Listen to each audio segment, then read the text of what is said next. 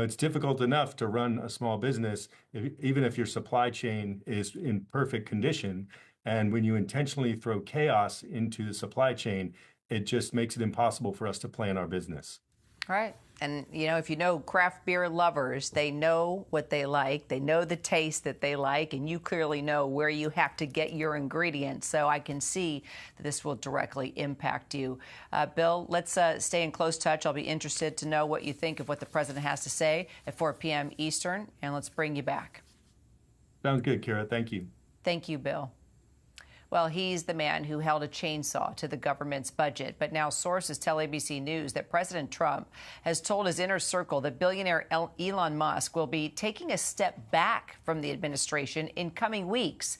In the Elon Musk era, millions of federal workers, as you know, have been fired as his Doge team slashes through our government. And just last night, voters actually handed the billionaire a loss, this one in Wisconsin. Voters there electing a liberal judge to the state Supreme Court instead of the conservative that Musk had campaigned for. He also spent more than $20 million, along with other groups, on that race. Joining me now, contributing political correspondent Rachel Bates. So, Rachel, first, the White House is trying to say, look, this was always planned out. He'd be around for about 130 days. So there's nothing abnormal here. Even his press secretary saying, look, there's no news to this news. So what are your sources telling you that's so different? Yeah, the White House calling the story garbage, but then also saying that it's obvious and that it's sort of already out there. I mean, look, Elon Musk, a special government employee. Basically, that means he's a temporary employee. He's got 130 days to serve in this administration. That was sort of originally, what that role means. But I mean, there's a reason that reporters across town have been asking this question of the president and of the White House over and over and over again. There has been an indication from Trump's team, from folks on the inside and folks close to them on the outside, that maybe Musk is actually here to stay, that his job could be extended past 130 days. And people have been very curious, people even in the White House and cabinet secretaries, about how long he's going to be sticking around. And this is the first indication that we are getting that he is going to be moving on, and that 130 days will sort of be the cap. So, I mean, the White House is saying right now that this is obvious, but the reality is it was far from obvious. And that's why everybody was asking about it. Okay, so just to put this in perspective, there's not sort of, is there, well, let me ask you, are your sources telling you there's some sort of weird dynamic going on and he's getting the boot early, or is that not the case? Basically, news is just coming out that he'll probably fulfill the 130 days and move on. Look, I think it's a little bit of both. I mean, I think, the White House can very much hold up this 130-day deadline, say this is just natural, it's time for him to move on. But the reality is there's been tension behind the scenes. I mean, for a long time, I heard from Trump allies that they liked that Elon Musk was this sort of heat shield for Donald Trump, that he was out there doing the most controversial things, gutting federal agencies, laying off, federal employees, and that he would sort of take the blame if things went wrong. Well, now you're starting to hear people say that that is true, but now there's a concern that this political liability is now spilling out onto Donald Trump. And so, people have not liked a lot of, and when I say people, I mean people close with Donald Trump himself, people across the administration. They didn't like that he went out there and called Social Security a Ponzi scheme. They don't like that a lot of times when he makes these moves in terms of cuts, he hasn't been coordinating. My understanding is that Chief of Staff Susie Wiles and the president himself have indicated to Musk that he needs to coordinate, that he needs to make sure he's running things by. And while some people do think he's gotten a little better about that with time, it's still been a trouble for them. And so now you have this Wisconsin race, obviously a big loss for him there. And people have indicated to me that, look, he's already cut a bunch of stuff. If he continues to cut, it's going to become even more politically difficult, and there's going to be more political blowback. So it's time to start thinking about the next phase. So if Musk is out, is Doge done? That's a really good question, Kira, and one I don't yet have the answer to. I mean, I had talked to someone who said that their understanding is that the secretaries themselves of these cabinet administrations would sort of the various agencies and departments would actually take the lead, sort of finding waste, fraud, and abuse. What does that mean for Doge, especially without their very high profile wealthy leader? I'm not sure. But to just go back to this point, I think that there's a realization in the administration, while they liked a lot of the things that Musk did, he has already cut a bunch of things, and they're not sure how much further he can go. I mean, he wanted to get to $1 trillion a year. I know that there is skepticism that he can actually do that in the administration. Got it. Great reporting. Rachel Bade, thank you as always. Straight ahead, tracking the once-in-a-generation storm. Find out if you're in the path next. The news never stops. From Tampa, we are here tonight as Hurricane Milton has just made landfall. The surge just keeps coming up. Right on the border between Ukraine and Russia. We're in artillery position about 2 miles away from Gaza. And ABC News Live is right there everywhere. We're not far from where this rally took place, so just stick with us here. Traveling with the president to the U.S.-Mexico border. Here in London today, off the coast of Gaza. Downtown Tel Aviv, rockets or missiles coming in. From the most devastating disaster in Hawaii. Some areas are still smoldering. Wherever the story. From the front lines, The ruins of Rafah. from the FBI, Reporting from Capitol Hill. In western Portugal, outside of Mexico City. in Iceland. Let's go. Here in France. The eclipse across America. Just stunning. Unbelievable. Streaming live to you. Wherever the story is. Wherever the story is, We're going to take you there. You're streaming ABC News Live. ABC News Live. You're streaming ABC News Live. ABC News Live. Streaming free everywhere because the news never stops. There's so much going on right now, Dan. Let's get it. let's go. ESPN on Hulu plus Live TV has a ton of college basketball. Wait, what? With every game of the women's tournament. And ESPN on Hulu plus Live TV has the NFL Draft, baseball opening day, and golf. Don't forget Pro Hoops 2, including the playoffs and so much more. So much more. That's a lot. You're telling me. And it's all on ESPN on Hulu plus Live TV. Give me the eyes that say, I love to do it, and that's what I'm about. I joined a dating app. You're immunocompromised. You can't just sleep with strangers. I want to feel things. Are you on some kind of sex quest? A sex quest? You can expect decreased libido. That doesn't work with Molly's goals. What else do you guys have?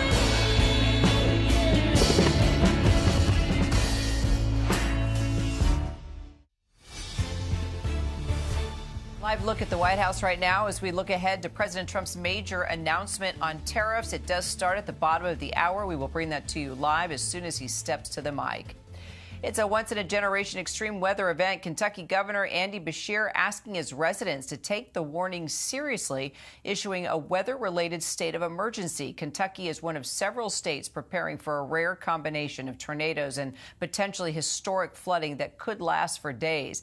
At least 7 tornadoes have already been reported in Kansas, Oklahoma, and Missouri, along with a series of severe storms. Right now, you're looking at the damage that's been caused so far. Chief Meteorologist Ginger Z is in Memphis, Tennessee, along with our meteorologist Samara Theodore is tracking everything for us along with her. Ginger, let's start with you. Just the forecast for these severe storms. What do you know?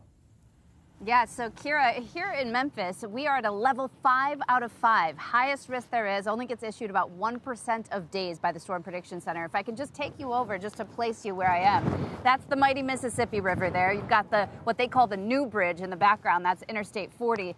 And we just had a little feeder shower come in. We call them those feeder thunderstorms because they're well ahead of the main front that is going to bring the main line of severe weather tonight. I want to time it all out and give you a real indication. Here in Memphis, we got a couple hours before the main line comes through, but we're watching carefully for those tornado watches that are already in place from St. Louis down to Little Rock to expand east. We anticipate that we will get one here in the coming hour or two.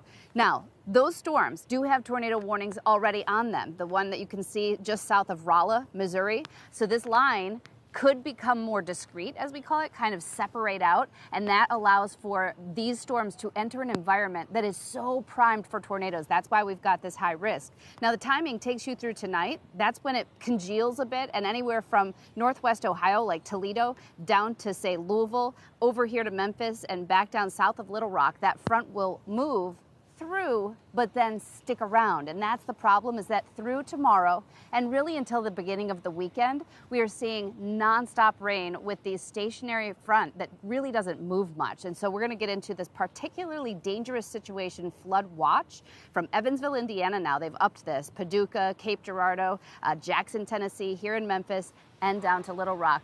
When you see this, and the governor there of Kentucky did a great job at really alerting people and saying, if you are in that area, that western Kentucky, or anybody that's highlighted in red, this is going to be a potentially life-changing event for some people. Like, you cannot use words big enough to describe what happens when you get 10 to 15 inches of rain falling really quickly. So we are looking for kind of a two-pronged problem here in Memphis. It starts in the next couple of hours with the likely tornadoes somewhere in this region, and then it continues with the thunderstorms that will be really for days dropping so much rain that we have a flash flood event. And just, I'll leave you with this, Kira. I think a lot of people wonder with these particularly dangerous situations, like, what does that mean to me? Listen, if you get a flash flood warning, don't go in the car. That's one of the best ways to stay alive. Nearly half of all deaths in flash flooding happen in vehicles. Wow. All right, let's continue to talk about the two-pronged problem with you, Samara, and more on just why this is all happening. Yeah, you know, Ginger stated this is a stationary boundary that's kind of just stalling. It's parking itself right over this region. And we also have this influx of moisture being pumped in from the Gulf. And so it has this feeding that is taking place. And as a result, we're seeing copious amounts of rain dropping. But one of the biggest threats that we're looking at beyond the tornadoes is that flooding. This area in pink here, level 4 out of 4. This is rare, a rare high risk for life-threatening flooding. 1/3 of all flood-related fatalities occur on high-risk days. Not only that, 80% of the damage that we see from flooding occur in those zones. How much rain? Over 15 inches of rain from Little Rock to Paducah up towards Louisville. So this is a multi-day event, and Ginger really brought that sense of urgency. I think we can't stress enough how much of a danger or dire situation we're headed into. Tomorrow we'll really see the peak of this flooding taking place, but it will stick around through the weekend. Kira? All right, Ginger, Samara, thank you both. Straight ahead, a defeat for Republicans and the slasher-in-chief, how an Elon Musk-backed candidate lost in the most expensive judicial election in American history.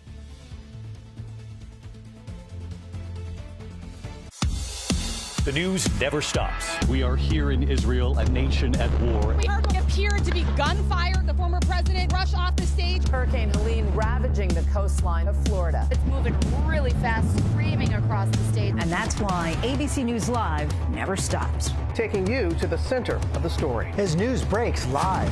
We hear the small arms fire around us. We're right on the border between Ukraine and Russia. ABC News Live is there for you at the start of your day, all morning live. ABC News Live, right there, as events unfold across the day. ABC News Live, breaking down the day's top stories. Lyle and Eric Menendez, there is new evidence in this case. ABC News Live Prime going there, wherever the story is. Are you going to build it back up? And ABC News Live lighting up the weekend. With breaking news and all the latest pop headlines. Happy Oscar Sunday. A lot to watch for tonight. ABC News Live. Because the news never stops. Now you can listen to a podcast version of Good Morning America, available free wherever you listen. Nightline, the stories that shape your world, that shape your life. Dramatic, stunning, empowering, jaw-dropping. The most powerful stories of our time. Nightline, on right after Kimmel and streaming on Hulu. Tell me what you see. Experience Mufasa the Lion King on Disney+. Something beautiful awaits you. I feel it in here. I'm Tucker. I have a secret, Mufasa. I always wanted a brother. Can I make one suggestion? Less drama, more meerkat. It is your time, Mufasa. Disney's Mufasa the Lion King, now streaming on Disney+. Rated PG. ABC's David Muir, the most watched newscast in America. More Americans watch World News Tonight with David Muir than any other newscast. Reporting from the coast of Florida, where those astronauts splashed down after 9 months in space. I'm Faith Abube. You're streaming ABC News Live.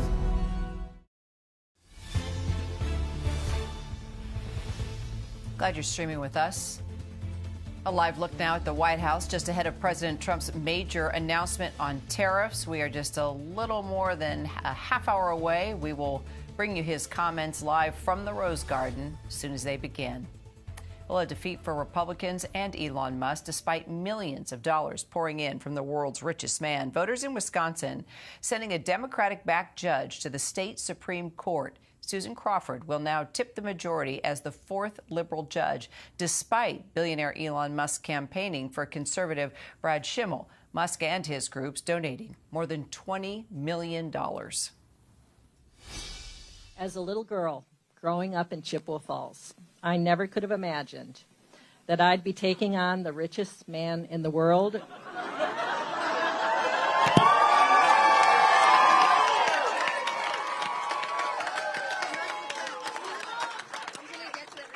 For justice in Wisconsin. And we won. Joining me now, political director Avery Harper. So, Avery, let's just talk about how monumental of a win this was for Democrats in Wisconsin. Yeah, I think that the major win for Democrats in the state of Wisconsin is really about the issues that are likely to come before the court.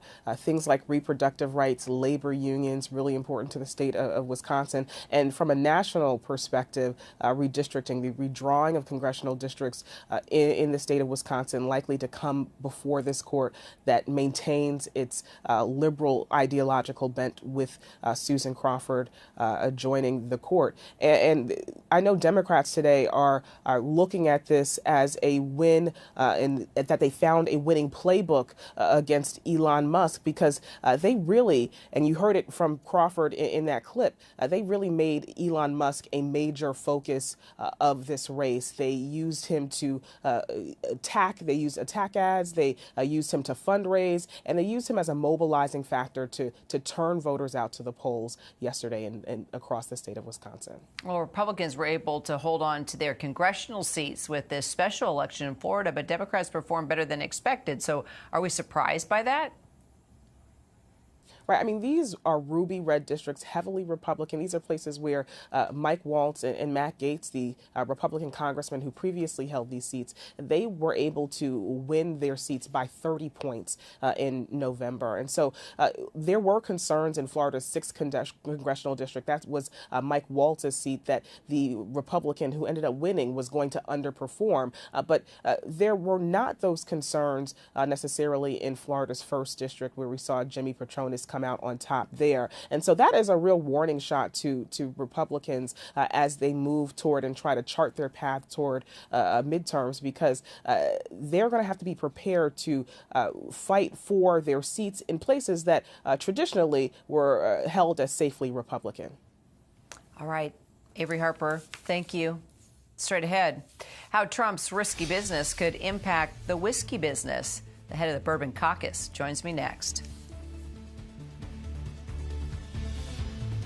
Whenever, wherever news breaks, it's so important to always remember that lives are changed. Here in London, in Buffalo, Uvalde, Texas, Edinburgh, Scotland. From Poland once again tonight. Thank you so much for streaming with us. Ukrainian refugees here in Warsaw. Do you think you'll ever be able to go back home?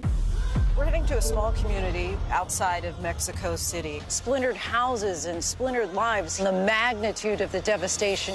You're streaming ABC News Live. Reporting from Rolling Fork, Mississippi. Santa Fe, New Mexico. Raleigh, North Carolina. The U.S. Capitol. Mayfield, Kentucky. Minneapolis. Mexico. Tongass National Forest, Alaska. Getting you behind the stories as they happen. Giving you a front row seat to our world as it plays out in real time, live. ABC News Live Prime. We'll take you there. Stream ABC News Live weeknights, America's most honored streaming news program, only on ABC News Live. Streaming free right now wherever you stream your news. Whenever news breaks. We are here in Israel, a nation at war. In Rolling Fork, this tornado tore through this town. Lewiston, Maine. The scene of a horrific mass shooting. From the scene of that deadly missile strike. Wherever the story is. We're going to take you there. ABC News Live. You're streaming ABC News Live. ABC News Live, streaming free everywhere. Friday nights at 9 on ABC. Mean true crime. True murder mystery. Shocking. Sex, betrayal, lies. A bombshell. The greatest true crime stories. 2020, Friday nights at 9. You up for this? Let's get this done. Being a cop is stressful. Every year on the job is different. No guts, no glory. Showtime. Get down!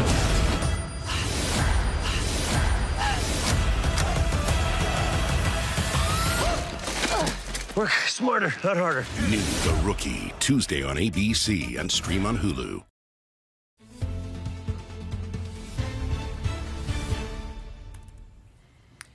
Trump's tariffs and how the entire globe has its eyes on the Oval right now, waiting to see what the president has up his sleeve. His announcement is supposed to happen at the top of the hour from right here in the Rose Garden, and he hasn't shared any specifics of the plan, but says it will ultimately grow our economy. But no matter how he spins it, business owners are definitely bracing for the unknown. I guess the minimum is going to be 25% on all parts.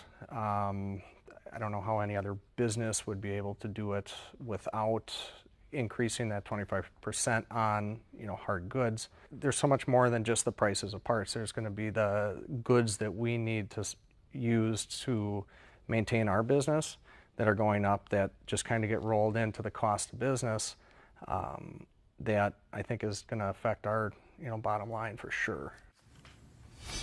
Joining me now, our Washington Bureau Chief Rick Klein, Senior White House Correspondent Selena Wang, and also our business correspondent Alexis Christoforous. So, Rick, Trump holds the fate of the global economy in his hands right now. He has to be relishing in this moment. I mean, he's in the national spotlight.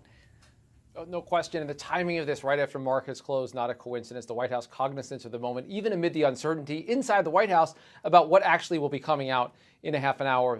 Details we're told, being finalized throughout the day today. And there's still a lot of people in the dark about what this is. But you're right. This is the moment he played for. It's kind of a made-for-TV moment. Him surrounded by his cabinet on a gorgeous sunny day in Washington. And there are so many people that are anxious about this and anticipating either in a positive way or a negative way what comes. It is truly where President Trump wants to be at this moment. So, Selena, the White House hasn't given us any kind of details. I mean, mum's the word right now about this plan. Is it possible that it could still be in the process of being worked out right now? Maybe some last-minute deals?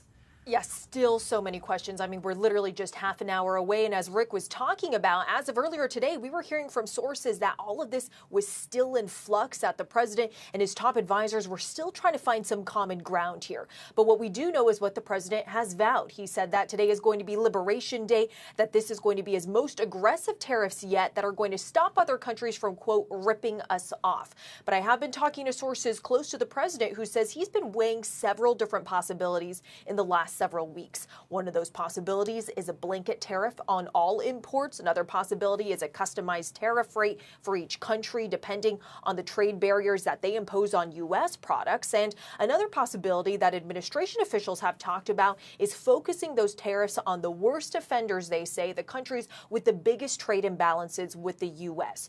Now, regardless of what President Trump chooses, it is expected to have a major impact on the global economy and upend the current global trading system. That is why markets have been on edge. That is why businesses have been on edge. I've been talking to small business owners this morning who say that they are bracing for the possibility of having to raise those prices by passing on those higher costs of tariffs to consumers. They tell me that they just don't have the margins or any wiggle room right now to absorb those tariffs. And that uncertainty also bad for business. They tell me they feel like they're operating in the dark, not knowing what decision is the right decision to make when they don't know what the cost of their inputs are going to be in the next day, week, or month. So, Alexis, it's been up and down all day so far for stocks. What do you make of the market reaction just ahead of the announcement? I call it the tariff roller coaster because we have been on that ride, Kira, for weeks now. The S&P 500 down 8% from its recent high in February. The NASDAQ down about 14%. And the market keeps saying, look, if we get some clarity, it will bring stability back to the market. But some economists are saying that, not so fast. They think that some investors have too much of a rosy picture here, that they're still too confident that President Trump may actually reverse these tariffs if it proves to be a severe drag on economic growth. So, any bump up we're seeing today in stocks, a lot of analysts are telling me today that that's because stocks have been so beaten down that investors have been doing a little bargain hunting out there. But what they're looking for is that clarity. But remember, that's only part of the story. Also, we have to see what the reciprocal tariffs are going to be. How will those countries answer back? What will that mean for our businesses and our economy? Rick Klein, Celine Wang, Alexis Christoforous, thank you all. And of course, we'll have full coverage of the president's announcement at the top of the hour right here on ABC News Live. So Google searches for what is a tariff have actually skyrocketed since President Trump took office in January. Our Elizabeth Schulze takes a closer look at what exactly they are and just the impact on the prices that you pay. We've been hearing a lot about tariffs from President Trump and how the U.S. is threatening or imposing tariffs on its biggest trading partners, like Canada, Mexico, China, and the EU. But what exactly are tariffs, and how do they affect the prices that we pay? Tariffs are fees that companies pay the U.S. government when they import goods across the border. American businesses are basically writing a check to the U.S. Treasury in order to bring their products or materials into the country. Companies then have to decide if they'll be able to absorb those costs or if they pass them down to customers. Often it's customers who end up paying the price. So let's say the U.S. imposes a 25% tariff on avocados from Mexico. Hypothetically, if the company that imports those avocados decides to shift the entire cost of the tariff to its customers, the price of your avo goes from $2.99 to $3.73, or 25% more. So why might the government want to risk hiking prices for American households? Let's do a quick lesson in Trade 101. Every year, more than $3 trillion worth of goods flow into the U.S. from other countries. Those are imports.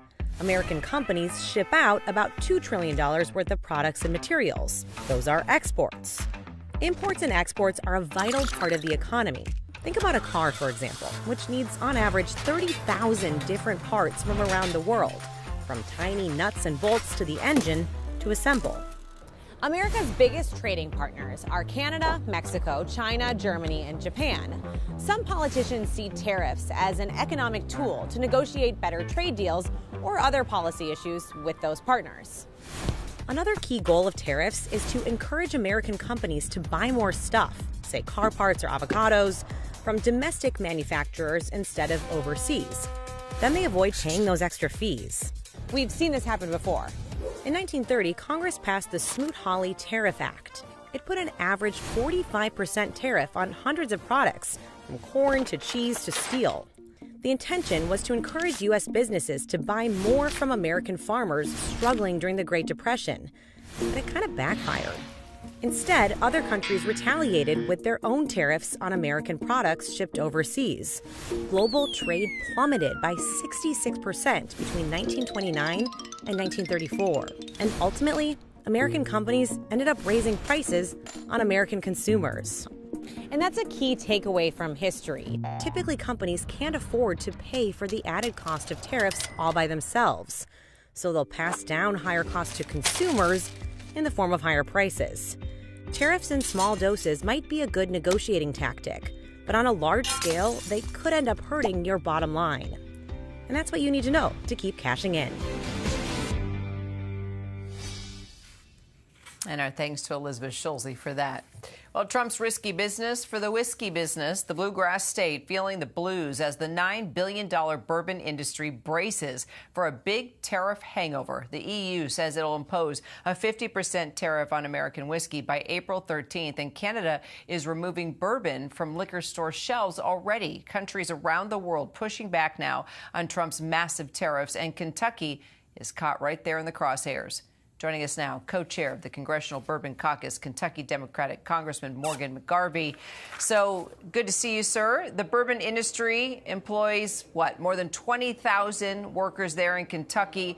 What are you hearing from them about the tariffs, and what are you telling them to prepare for? Yeah, I mean, look, tariff is not some fancy policy word in Kentucky when it comes to bourbon, because if you live in Louisville, Kentucky, you know someone who works in the bourbon industry. You know someone impacted by the bourbon industry. These are paychecks for our families. This is how we support a lot of our communities. And we don't have to guess what's going to happen. This isn't bracing people for what might happen. It's reminding people what happened before. During Trump's first term as president, he did the same thing. He put on massive tariffs. And what happened? There were retaliatory tariffs of 25% on the bourbon industry. That cut our bourbon and whiskey exports in half. Hundreds of millions of dollars to the bourbon industry. And those types of economic damages, they impact everybody. We're talking like the farmers who put the corn in the ground, the coopers who put the bourbon in the barrel, the union workers who put the bourbon in the bottle, the people who drive it to the stores. No one is left untouched by this sort of disastrous broad policy without strategy. So let me ask you, Trump says the goal of the tariff is to incentivize people to buy American products. Is there a chance this policy will get Americans to buy Kentucky bourbon instead of an Irish whiskey? You know what? Look, I want to incentivize people to buy American. I want to have more manufacturing jobs here. And so when you talk about tariffs, you got to remember, they're not good or bad. They're a tool. A hammer is a tool. It's a good tool for putting a nail in the wall. It's not such a good tool for fixing an iPad, but you got to have the nail for the hammer. Just these broad-based tariffs without any other type of strategy, without any other type of legislation or incentives. We saw what they did before under Trump 1. Our trade deficits rose, our manufacturing jobs overall left, and we added to the national debt. There is no reason to think that these broad-based tariffs without any strategy, without any furtherance of a goal is going to help anybody. Including in the liquor business. So the EU has now promised to put retaliatory tariffs on 50% on whiskey starting April 13th. How are Kentucky businesses bracing for that? Yeah, look, this is the kind of thing that keeps people up at night. And the chaos is awful, right? You know, right now, we have families in Louisville, Kentucky going to sleep at night wondering whether they're going to have jobs. The uncertainty has plunged the economy already. I mean, just this week, the Wall Street Journal said that we've had the worst financial quarter since 2022. There are people worried everywhere. And aside from all the jobs that could be lost, the fact that this is not a well thought out policy, we're seeing the price of goods rise as well already in America. So what are Democrats doing to push back on these tariffs right now? We've always said, you know, we want to have better jobs here. We want to have more jobs here, more manufacturing. And that's why you've got to have policies and tariffs. Again, they're tools, but you got to use them in conjunction with each other. So like if you want to encourage the manufacturing of more semiconductor chips in America, pass a policy like the Chips and Science Act. Target a specific industry. Employ some tariffs if you need to as well. But actually do it all together. So we're incentivizing the right thing, not just broad tariffs that are going to impact our allies, impact our trade. For instance, we're talking about the bourbon industry. Bourbon has to be made in America. It's the only federally regulated spirit. To be a bourbon, you have to be made here. You're not going to incentivize the making of more bourbon by these tariffs. Do something that makes sense, that actually helps workers and working families. Well, speaking of helping, you are on the House Committee on Small Business. What are you all planning to do to help businesses deal with the impact of tariffs? We have talked to so many small business owners just today, and they're already raising prices. They're worried about orders. I mean, they're having a tough time stomaching all this as we wait for 4 p.m. to hit. Yeah, this is hitting Main Street, not just Wall Street. I talked to a Kentucky home builder this week who said they are raising the cost of what it makes to build a home in Louisville, Kentucky right now because of the uncertainty in Trump's economic policy, the chaos around these tariffs. We talk to small business owners all the time. Look, they can't just flip a switch and get some of these things in. This means jobs. This means paychecks for families. And you know, what we heard this morning, it's been reported that Donald Trump was deciding the tariff policy this morning. Does that mean that small businesses across this country are waiting to see how Donald Trump slept last night in order to understand what these tariff policies are going to mean for them and their families? Congressman Morgan McGarvey, appreciate your time. Thank you. Straight ahead, it's a double whammy: destructive tornadoes and flooding, the once-in-a-generation storm, and where it's headed next. The news never stops. From Tampa, we are here tonight as Hurricane Milton has just made landfall. The surge just keeps coming up. Right on the border between Ukraine and Russia. We're in artillery position about 2 miles away from Gaza. And ABC News Live is right there everywhere. We're not far from where this rally took place, so just stick with us here. Traveling with the president to the U.S.-Mexico border. Here in London today, off the coast of Gaza. Downtown Tel Aviv, rockets or missiles coming in. From the most devastating disaster in Hawaii. Some areas are still smoldering. Wherever the story. From the front lines, the ruins of Rafah. From the FBI. Reporting from Capitol Hill. In western Portugal. Outside of Mexico City. In Iceland. Let's go.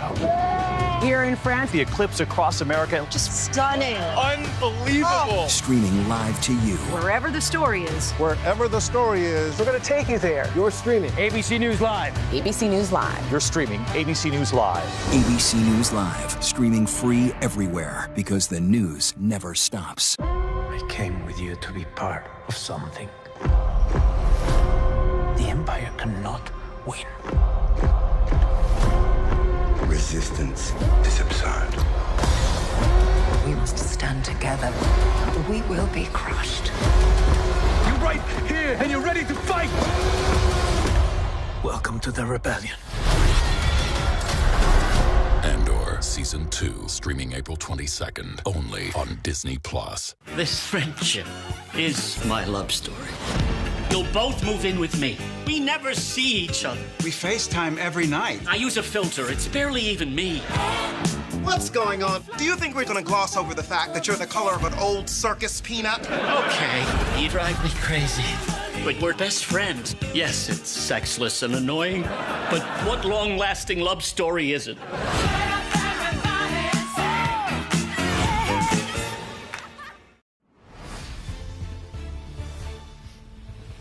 All right, live look at the White House just ahead of President Trump's major announcement on tariffs. We are just moments away.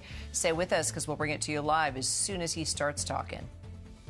Well, it's a once-in-a-generation extreme weather event. Kentucky Governor Andy Beshear is asking his residents to take the warnings seriously, issuing a weather-related state of emergency now. Kentucky is one of several states preparing for a rare combination of tornadoes and potentially historic flooding that could last for days. At least 7 tornadoes have already been reported in Kansas, Oklahoma, and Missouri, along with a series of severe storms. Right now, you are looking at the damage that's been caused so far. Meteorologist Samara Theodore joins me once again. So the National Weather Service saying that people should prepare for severe disruptions to daily life. So what are we talking about here?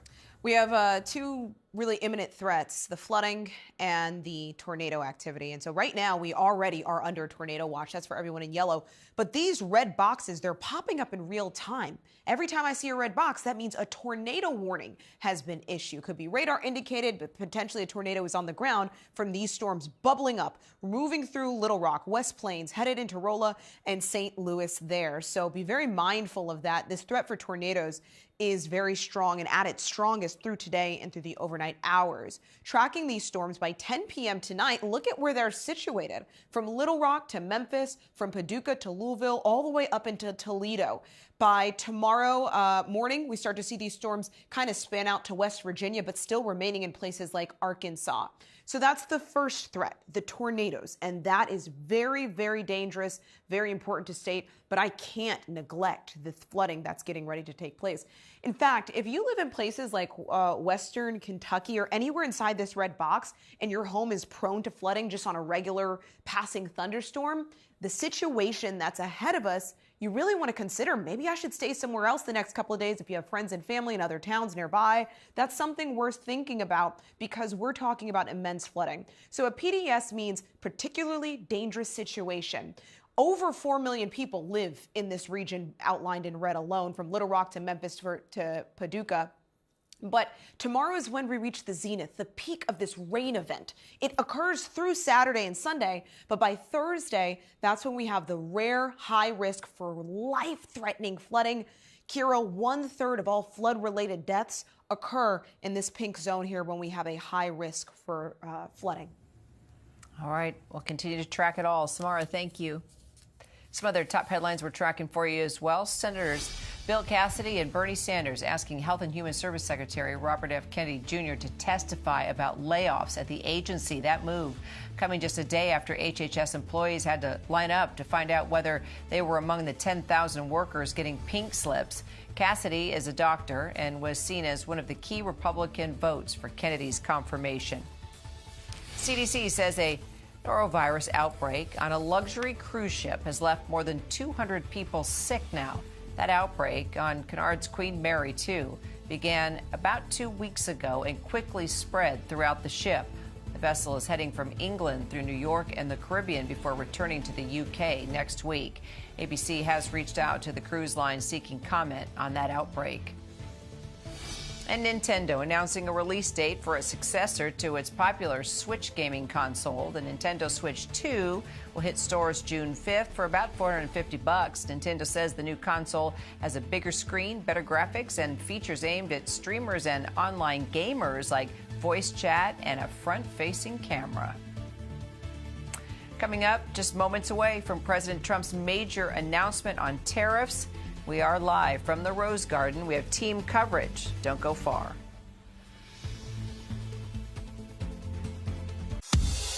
The news never stops. We are here in Israel, a nation at war. We heard what appeared to be gunfire. The former president rushed off the stage. Hurricane Helene ravaging the coastline of Florida. It's moving really fast, screaming across the state. And that's why ABC News Live never stops. Taking you to the center of the story. As news breaks live. We hear the small arms fire around us. We're right on the border between Ukraine and Russia. ABC News Live is there for you at the start of your day, all morning live.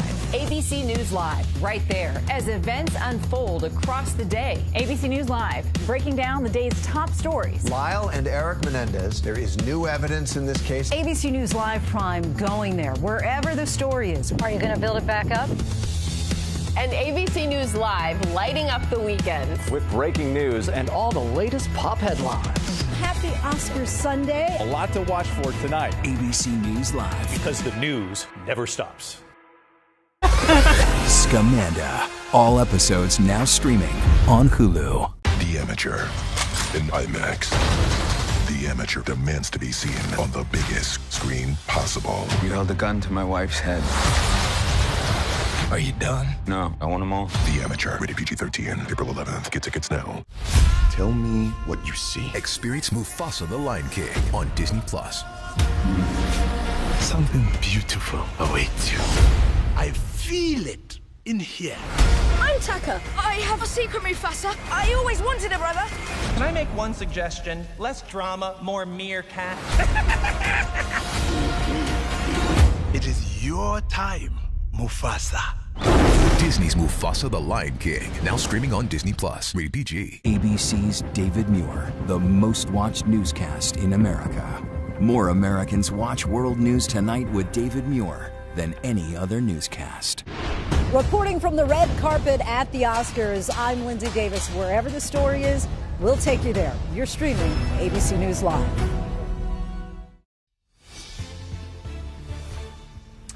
Glad you're streaming with us. A live look there at the White House. That is the Rose Garden. As we are waiting for President Trump to step up to the mic and make that major announcement on tariffs, we will bring it to you live as soon as he begins speaking.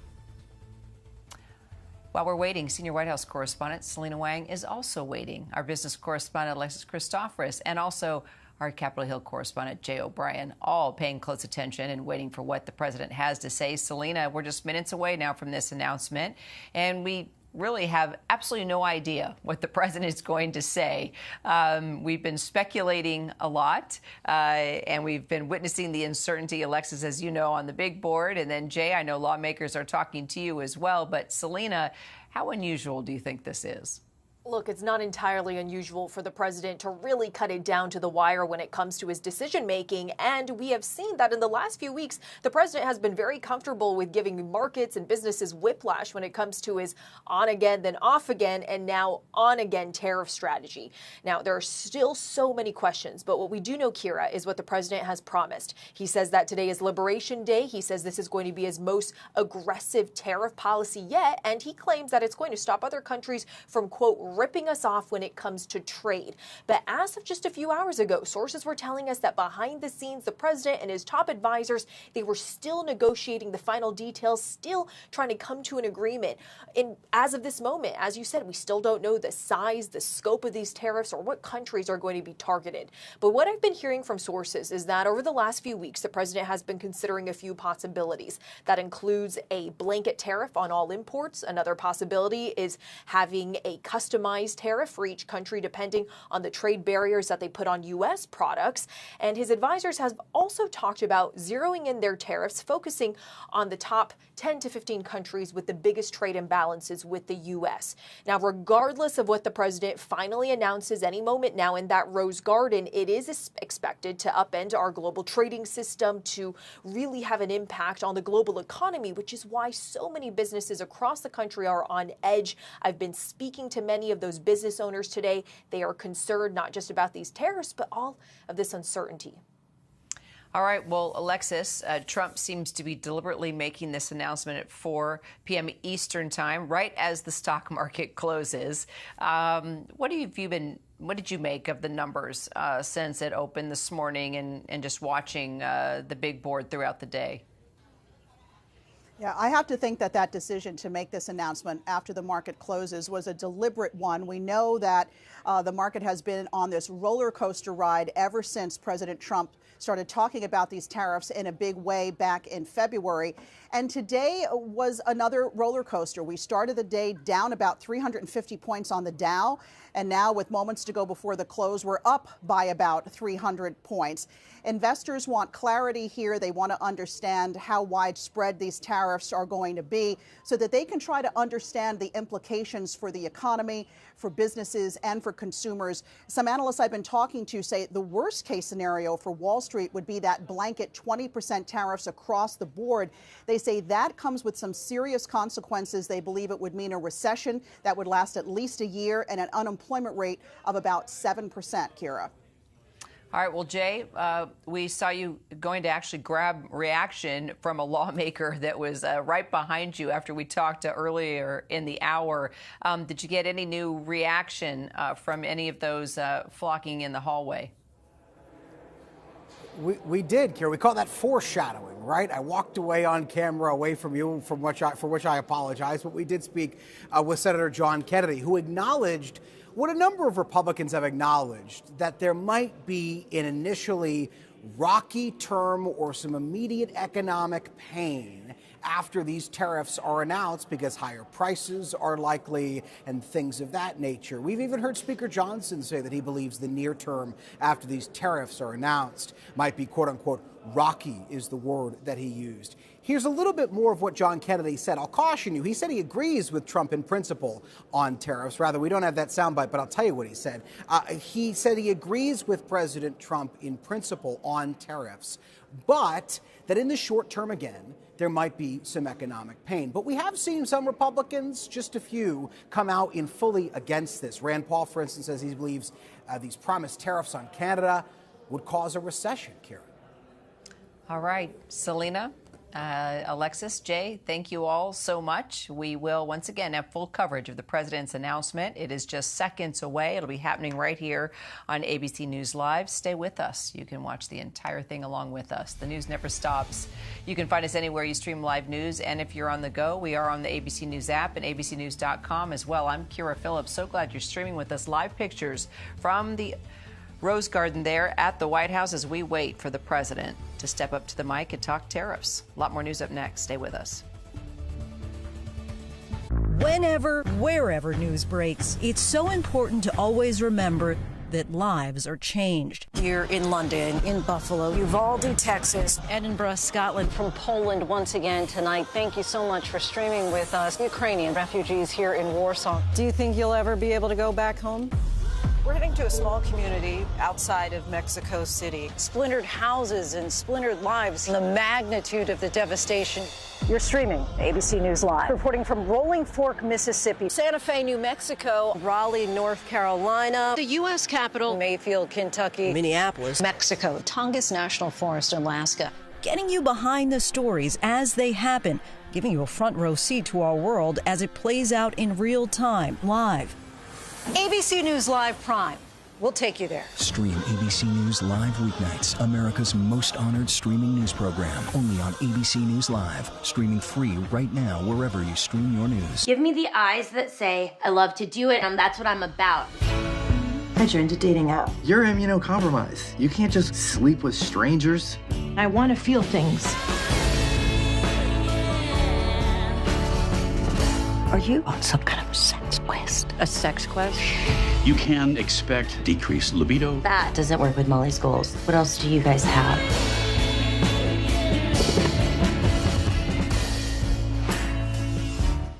Now you can listen to a podcast version of Good Morning America, available free wherever you listen.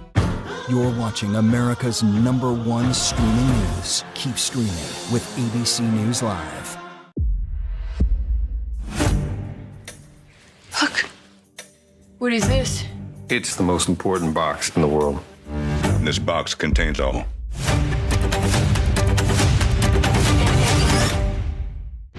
Reporting from the wildfires in Myrtle Beach, South Carolina, I'm Stephanie Ramos. Wherever the story is, we'll take you there. You're streaming ABC News Live.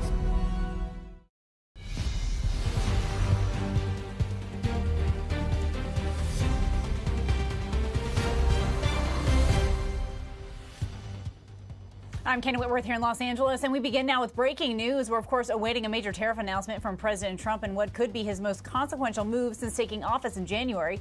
Wall Street a bit optimistic ahead of the announcement. Just now, stocks closing a little higher before these sweeping tariffs go into effect. Now, the president will take the podium in the White House Rose Garden any minute from now. Trump is expected to outline what he says are his most aggressive tariffs yet. And there you see the official closing of the bell. Reciprocal taxes targeting America's trade partners all around the world. We've certainly been anticipating this for some time now. And again, you're taking a look at the Rose Garden here, where there's a lot of anticipation ahead of this big announcement. And he was waiting purposely until the markets closed to do so.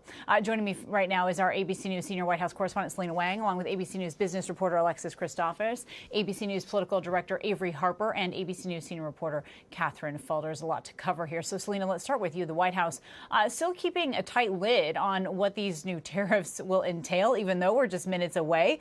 But they are promising it to be a landmark day for our nation. Any idea of what we can really expect from the president, Selena? Yeah, the president about to take the stage any moment now, to your point, but we still have so many questions about the details here. We still don't know the scope, the size of these tariffs, or what countries the president is going to be targeting. But what the president has said is that this is going to be his most aggressive tariff plan yet. He said that these tariffs are going to stop other countries from, quote, ripping us off. It's going to stop them from taking advantage of the U.S. when it comes to trade. Now, but just as a few hours ago, we were hearing that behind the scenes, White House officials and the president and his top advisors, they were still trying to come to some sort of agreement on what this strategy was going to look like. They were still hashing out those final details. So this is really coming down to the wire. But sources close to the president told me that in recent weeks, the president has been weighing several different possibilities. That includes a blanket tariff in all imports. Another possibility was matching tariff rates, customizing the rate to each country depending on the trade barriers that they impose on U.S. products. Administration officials have also talked about zeroing in and focusing these tariffs on the worst offenders, the countries with the biggest trade imbalances with the U.S. But regardless, Kana, these tariffs are expected to upend the global trading system, which is why you're seeing so many jitters from the markets, investors, and from American businesses. I've been speaking to some of those small business owners who say all of this uncertainty is bad for business. They don't know how to make decisions when they don't know what the cost of their inputs are going to be in the next day, week, or month, not to mention that many of those businesses already preparing to raise prices. They tell me that they just can't absorb those higher tariffs. They just don't have the margins for it. The uncertainty over the specifics of all of this certainly seems to be looming large. So, Alexis, let's talk a bit about the stock market here. The stock market closing today on a high note, if you will, ahead of the president's tariff rollout. But we know you have to watch the stock market in moments like this, not just day by day, but hour by hour, and also quarterly. The S&P and NASDAQ had their first quarterly loss since 2022. But what do you make of the closing today, especially knowing that the president purposely wanted to wait until it closed to make this announcement? I'm not really surprised that we saw a bit of a bounce back today. Analysts I've been emailing with today call it a false bounce back because stocks have been beaten down so badly. You just said, our worst quarter for the market since 2022, that a lot of stocks look attractive at these levels. So investors were coming in and buying ahead of that announcement from Trump. The market's still looking for clarity. We know the stock market doesn't like uncertainty, and we've just been living in this uncertain environment now for weeks. Some analysts, though, are telling me they believe the market is underestimating the impact these tariffs may have. There are still investors out there who believe that Trump is not going to see these tariffs all the way through, that they are at the end of the day a negotiating tactic, and that he would not allow them to have a severe drag on the economy, that if he were to see that happening, he would start to pull back on those tariffs. Those are a lot of ifs out there right now, Kana. So what we're seeing is people are betting that clarity will bring stability to the market, but we're not sure because we still have those retaliatory tariffs. Remember, these countries are going to have to answer back to whatever Trump puts out there today. We don't know what that's going to mean for corporate profits, what that's going to mean for the health of industries here in the U.S. Right, we're seeing some overseas markets. It looks like they're coming together. We've heard from Mexico's president saying she doesn't want to do a tit for tat, but you're right. We don't really know how these other countries are going to retaliate. As you're watching the video here again, we are awaiting the announcement from the president, and you can see everyone is gathered there in the Rose Garden. But Alexis, I think we just saw J.D. Vance. Oh, there he is. There's J.D. Vance shaking hands, glad handing some folks that are clearly there in support of the president. Alexis, can I ask you one other quick question here? There was some terminology that came across my desk today. Is that some investors consider what's happening right now in the market a bit of a clearing event. Can you explain that?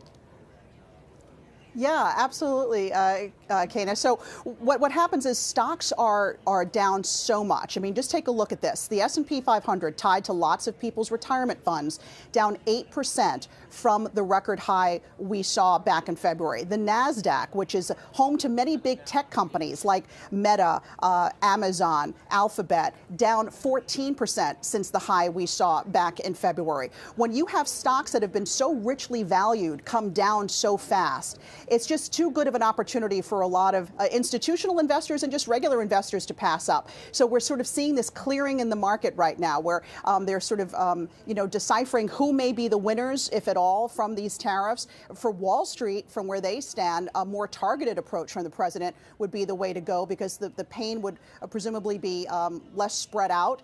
It wouldn't affect all parts of our economy. So a lot depends on what we're going to hear in the next few minutes. But at least for today, investors felt that safe to come back into the market at these levels ahead of that announcement.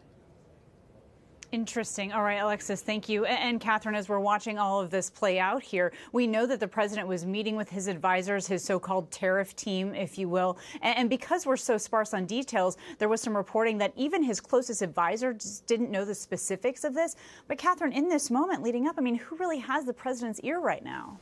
Well, it's a good question because, as you know, there's multiple different advisors who Trump has been consulting on the tariffs.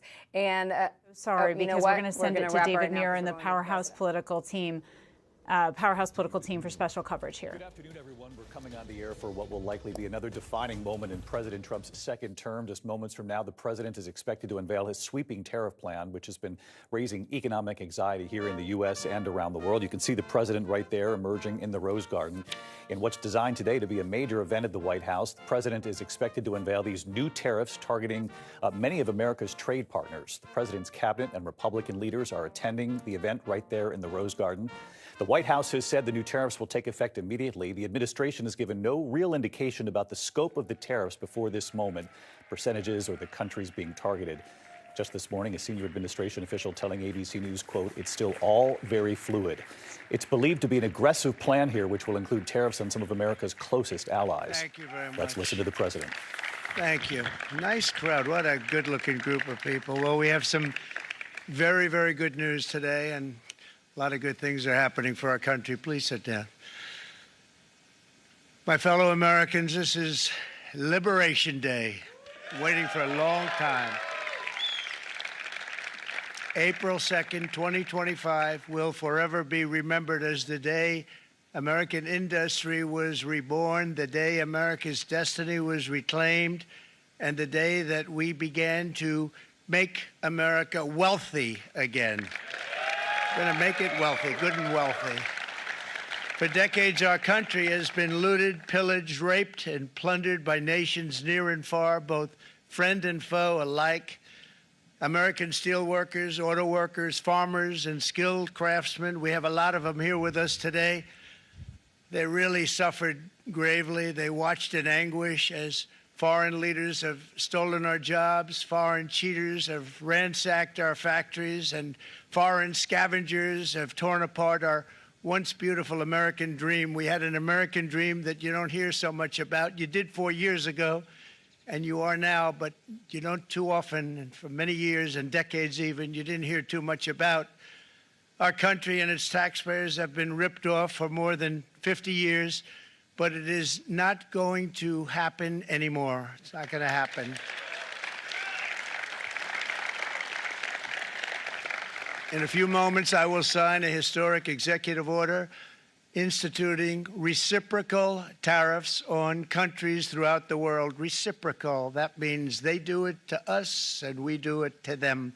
Very simple. Can't get any simpler than that.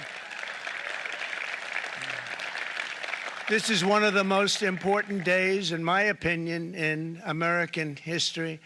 It's our declaration of economic independence. For years, hardworking American citizens were forced to sit on the sidelines as other nations got rich and powerful, much of it at our expense. But now it's our turn to prosper, and in so doing, use trillions and trillions of dollars to reduce our taxes and pay down our national debt, and it'll all happen very quickly. With today's action, we are finally going to be able to make America great again, greater than ever before.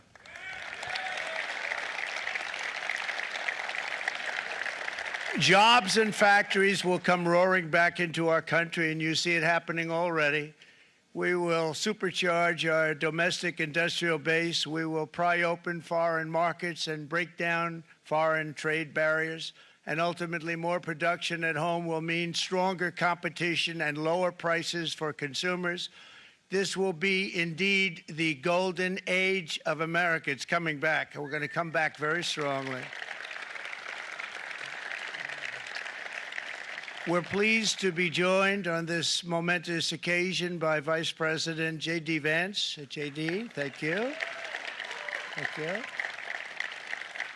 Thank you very much. Where are you, J.D.? No,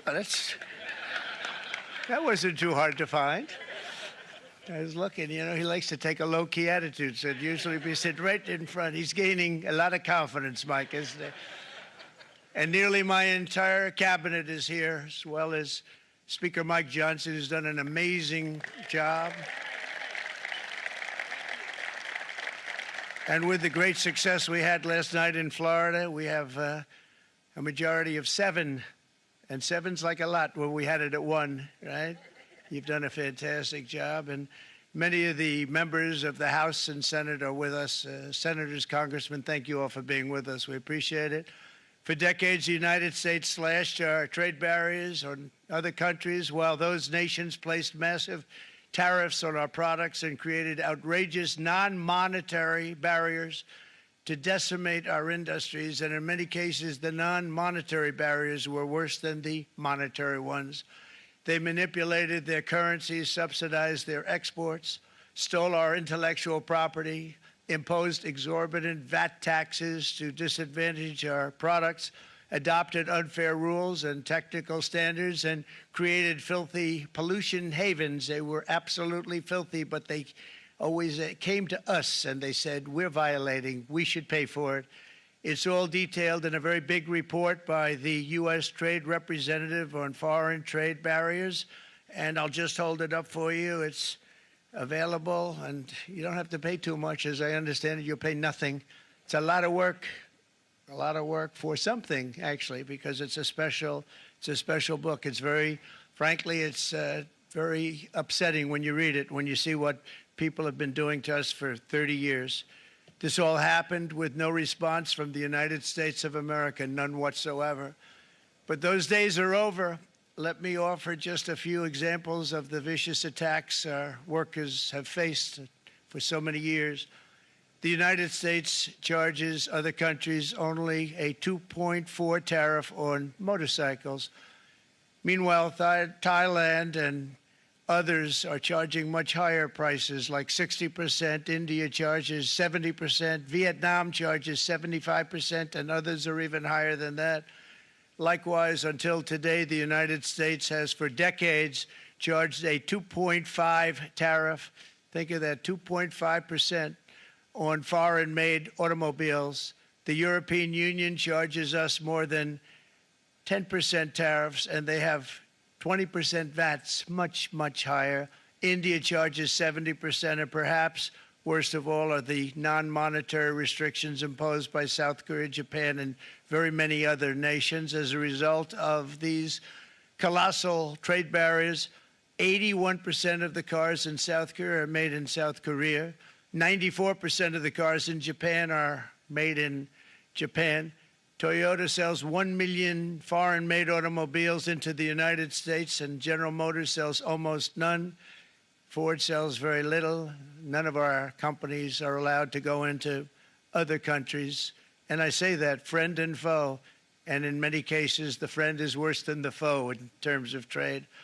But such horrendous imbalances have devastated our industrial base and put our national security at risk. I don't blame these other countries at all for this calamity. I blame former presidents and past leaders who weren't doing their job. They let it happen, and they let it happen to an extent that nobody can even believe. That's why, effective at midnight, we will impose a 25% tariff on all foreign-made automobiles.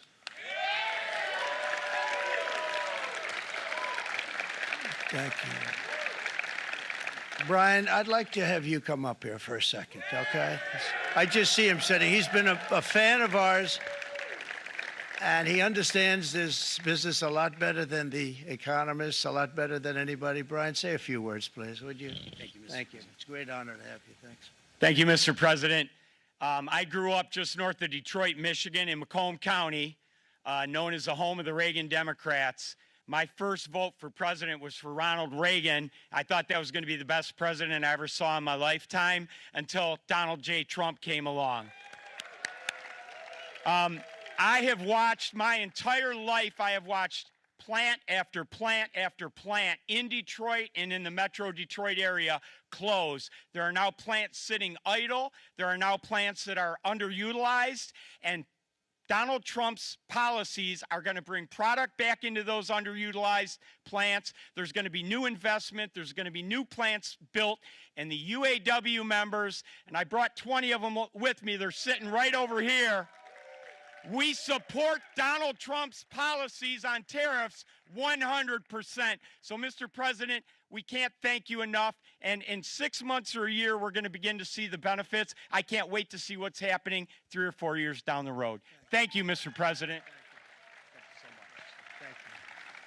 What a great guy. He got it right from the beginning. He got it before almost anybody else. This group over there, they got it too. And, you know, we won the state of Michigan. We won almost all of them. But we won Michigan by a lot, and I want to just thank you all. The auto workers were fantastic. The Teamsters were fantastic. Everyone was pretty good, I will tell you. Thank you very much. I appreciate it. You're going to be very happy very soon, and you probably see what's happening with all of the, not only car companies, but car companies in particular. You see it with all of the ones they're moving, they're announcing day in, day out. You're seeing it. Nobody's ever seen anything like that. With today's actions, we're also standing up for our great farmers and ranchers who are brutalized by nations all over the world. Brutalized. Canada, by the way, imposes a 250 to 300% tariff on many of our dairy products. They do the first can of milk. They do the first little carton of milk at a very low price, but after that it gets bad, and then it gets up to 275, 300%. So when they're figuring what's Canada charging, they say, oh, about 2%, 3%. But take a look at what happens down the road. When you look a little bit, it's not a pretty picture, and we don't like it, and it's not fair. It's not fair to our farmers. It's not fair to our country. And with countries like Canada, you know, we subsidize a lot of countries and keep them going and keep them in business. In the case of Mexico, it's $300 billion a year. In the case of Canada, it's close to $200 billion a year. And I say, why are we doing this? Why are we doing this? I mean, at what point do we say, you got to work for yourselves and you got to, this is why we have the big deficits. This is why we have that amount of debt that's been placed on our heads over the last number of years. And we're really not taking it anymore. Through non-tariff barriers, the European Union bans imports of most American poultry. You understand? They say, we want to send you our cars, we want to send you everything, but we're not going to take anything that you have. Australia bans, and they're wonderful people and wonderful everything, but they ban American beef, yet we imported $3 billion of Australian beef from them just last year alone. They won't take any of our beef. They don't want it because they don't want it to affect their farmers. And you know what? I don't blame them, but we're doing the same thing right now, starting about midnight tonight, I would say. And China charges American rice farmers an overquota, it's called, a tariff rate of 65%. South Korea charges 50%. Actually, they charge different, from 50% to 513%. And Japan, our friend, charges us 700%. But that's because they don't want us selling rice, another thing. Who can blame them, Madam Secretary? Agriculture, great job you did on eggs, by the way. The egg prices came down 50%. You got them down 50%. Once we got involved, they were going through the sky. The egg prices, they were going through the sky, and you did a fantastic job. Now we have lots of eggs, and they're much cheaper, down about 59% now, and they're going down further. We charge 2.8% for so many things that other countries are charging 200%, 300%, and 400% for. If imposing tariffs and protective barriers made nations poor, then every country on earth would be racing to eliminate these policies, and China would be the first on line. They run a very strong country, but they're not first in line, and the American people are paying a very big price. From 1789 to 1913, we were a tariff-backed nation, and the United States was proportionately the wealthiest it has ever been. So wealthy, in fact, that in the 1880s, they established a commission to decide what they were going to do with the vast sums of money they were collecting. We were collecting so much money so fast, we didn't know what to do with it. Isn't that a nice problem to have? What do you think, Marco? Good problem? Marco would love that problem. But we don't have that problem anymore, but we're not going to have it very much longer, I will tell you. But they collected so much money, they actually formed a commission to determine what they were going to do with the money, who they were going to give it to, and how much. Then in 1913, for reasons unknown to mankind, they established the income tax so that citizens, rather than foreign countries, would start paying the money necessary to run our government. Then in 1929, it all came to a very abrupt end with the Great Depression, and it would have never happened if they had stayed with the tariff policy. It would have been a much different story. They tried to bring back tariffs to save our country, but it was gone. It was gone. It was too late. Nothing could have been done. It took years and years to get out of that depression, far longer than even FDR had that office right over there for a long period of time. The ramp system, that's rather intricate, was built because of him, and every time you walk up, you think of him, and he did a great job in many ways, but it lasted long beyond his terms, as you know. But it's not too late any longer, and we're going to start being smart, and we're going to start being very wealthy again. We're going to be wealthy as a country because they've taken so much of our wealth away from us. We're not going to let that happen. We truly can be very wealthy. We can be so much wealthier than any country. It's not even believable, but we're getting smart. Nearly a century later, in the face of unrelenting economic warfare, the United States can no longer continue with a policy of unilateral economic surrender. We cannot pay the deficits of Canada, Mexico, and so many other countries. We used to do it. We can't do it anymore. We take care of countries all over the world. We pay for their military. We pay for everything they have to pay, and then when you want to cut back a little bit, they get upset that you're not taking care of them any longer. But we have to take care of our people, and we're going to take care of our people first, and I'm sorry to say that.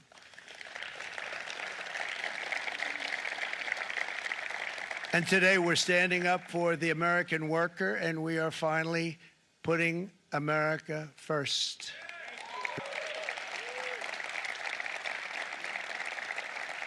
In sleepy Joe Biden's last year in office, the United States hemorrhaged 100,000 manufacturing jobs, and the number was going through the roof at levels never seen before. And our trade deficit reached a record $1.2 trillion, which is unheard of. Since the beginning of NAFTA, the worst trade deal ever made, it was a horror show. I was able to terminate it. They all said you'd never be able to get it out. We had to get approval from Congress to get it terminated. We had to live with that deal. It was the worst deal, worst trade deal ever made by far. But since the very beginning of NAFTA, our country lost 90,000 factories. Think of what that is, 90,000. Think about putting a map up and putting tax on it. You wouldn't have enough room. 90,000. I said, is that possible? We had it checked 4 different times, and it was actually somewhat higher than that.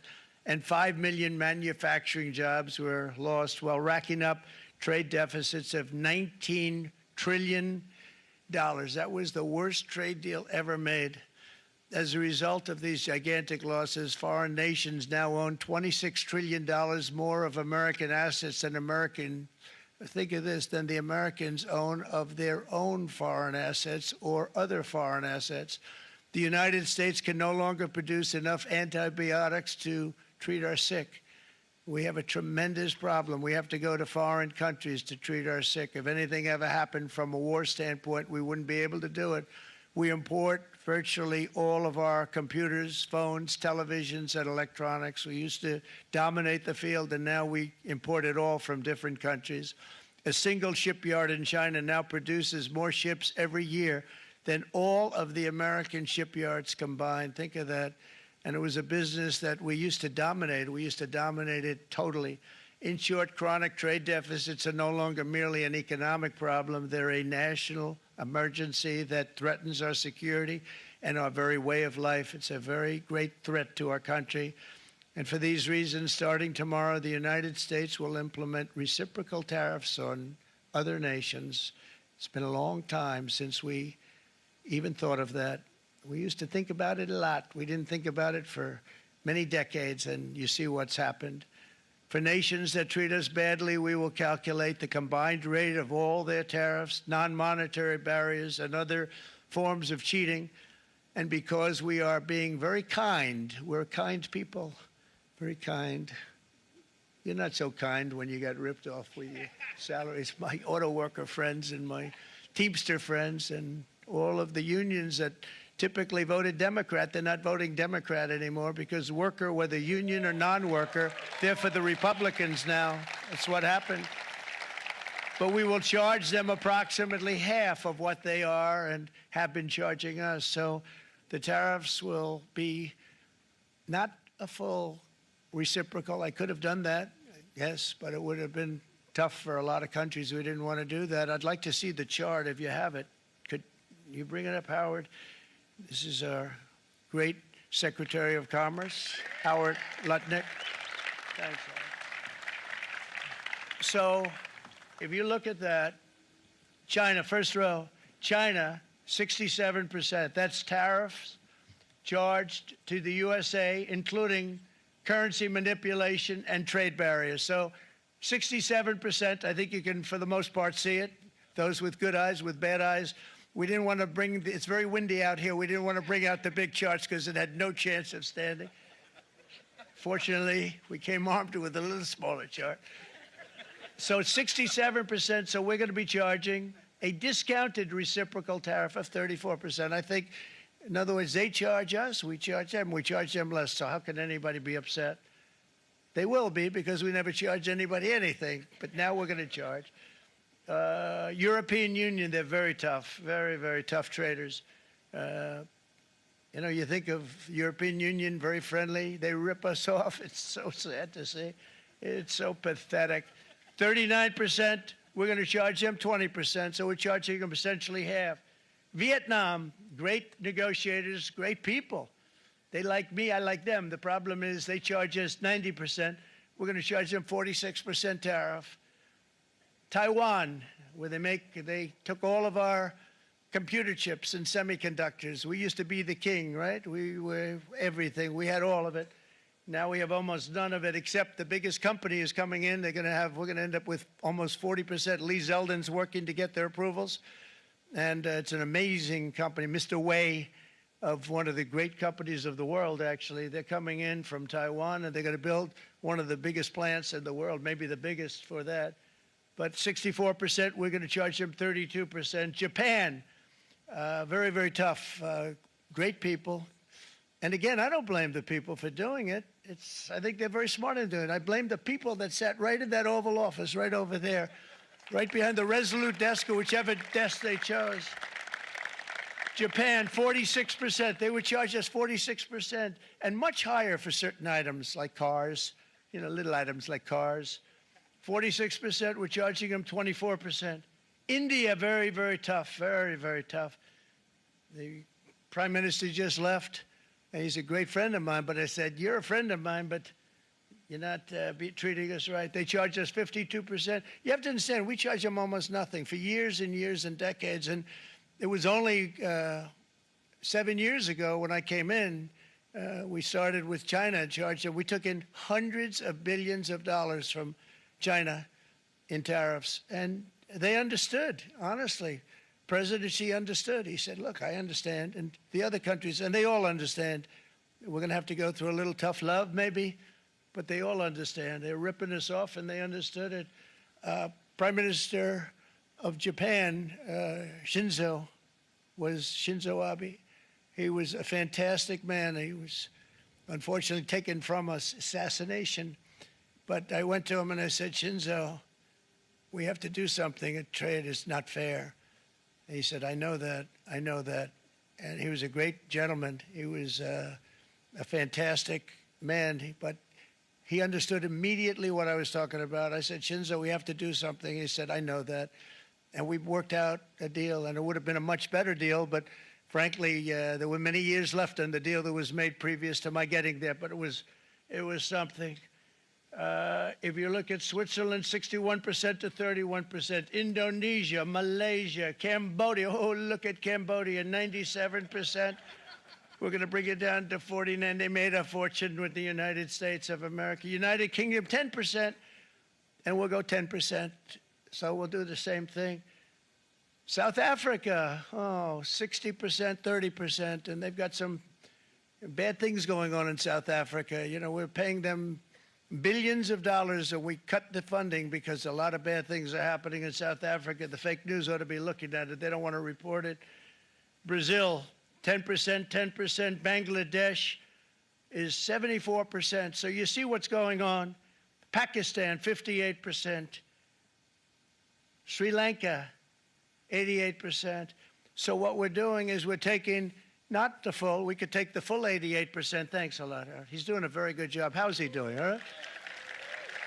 I think you better take it with you. It's not going to last very long. He's going to put it, it's going to follow you down with the wind. I brought a hat just in case it got too windy, but here, would anybody like a hat? I'm not giving it to a cabinet. I'm giving it to the auto workers. Come here.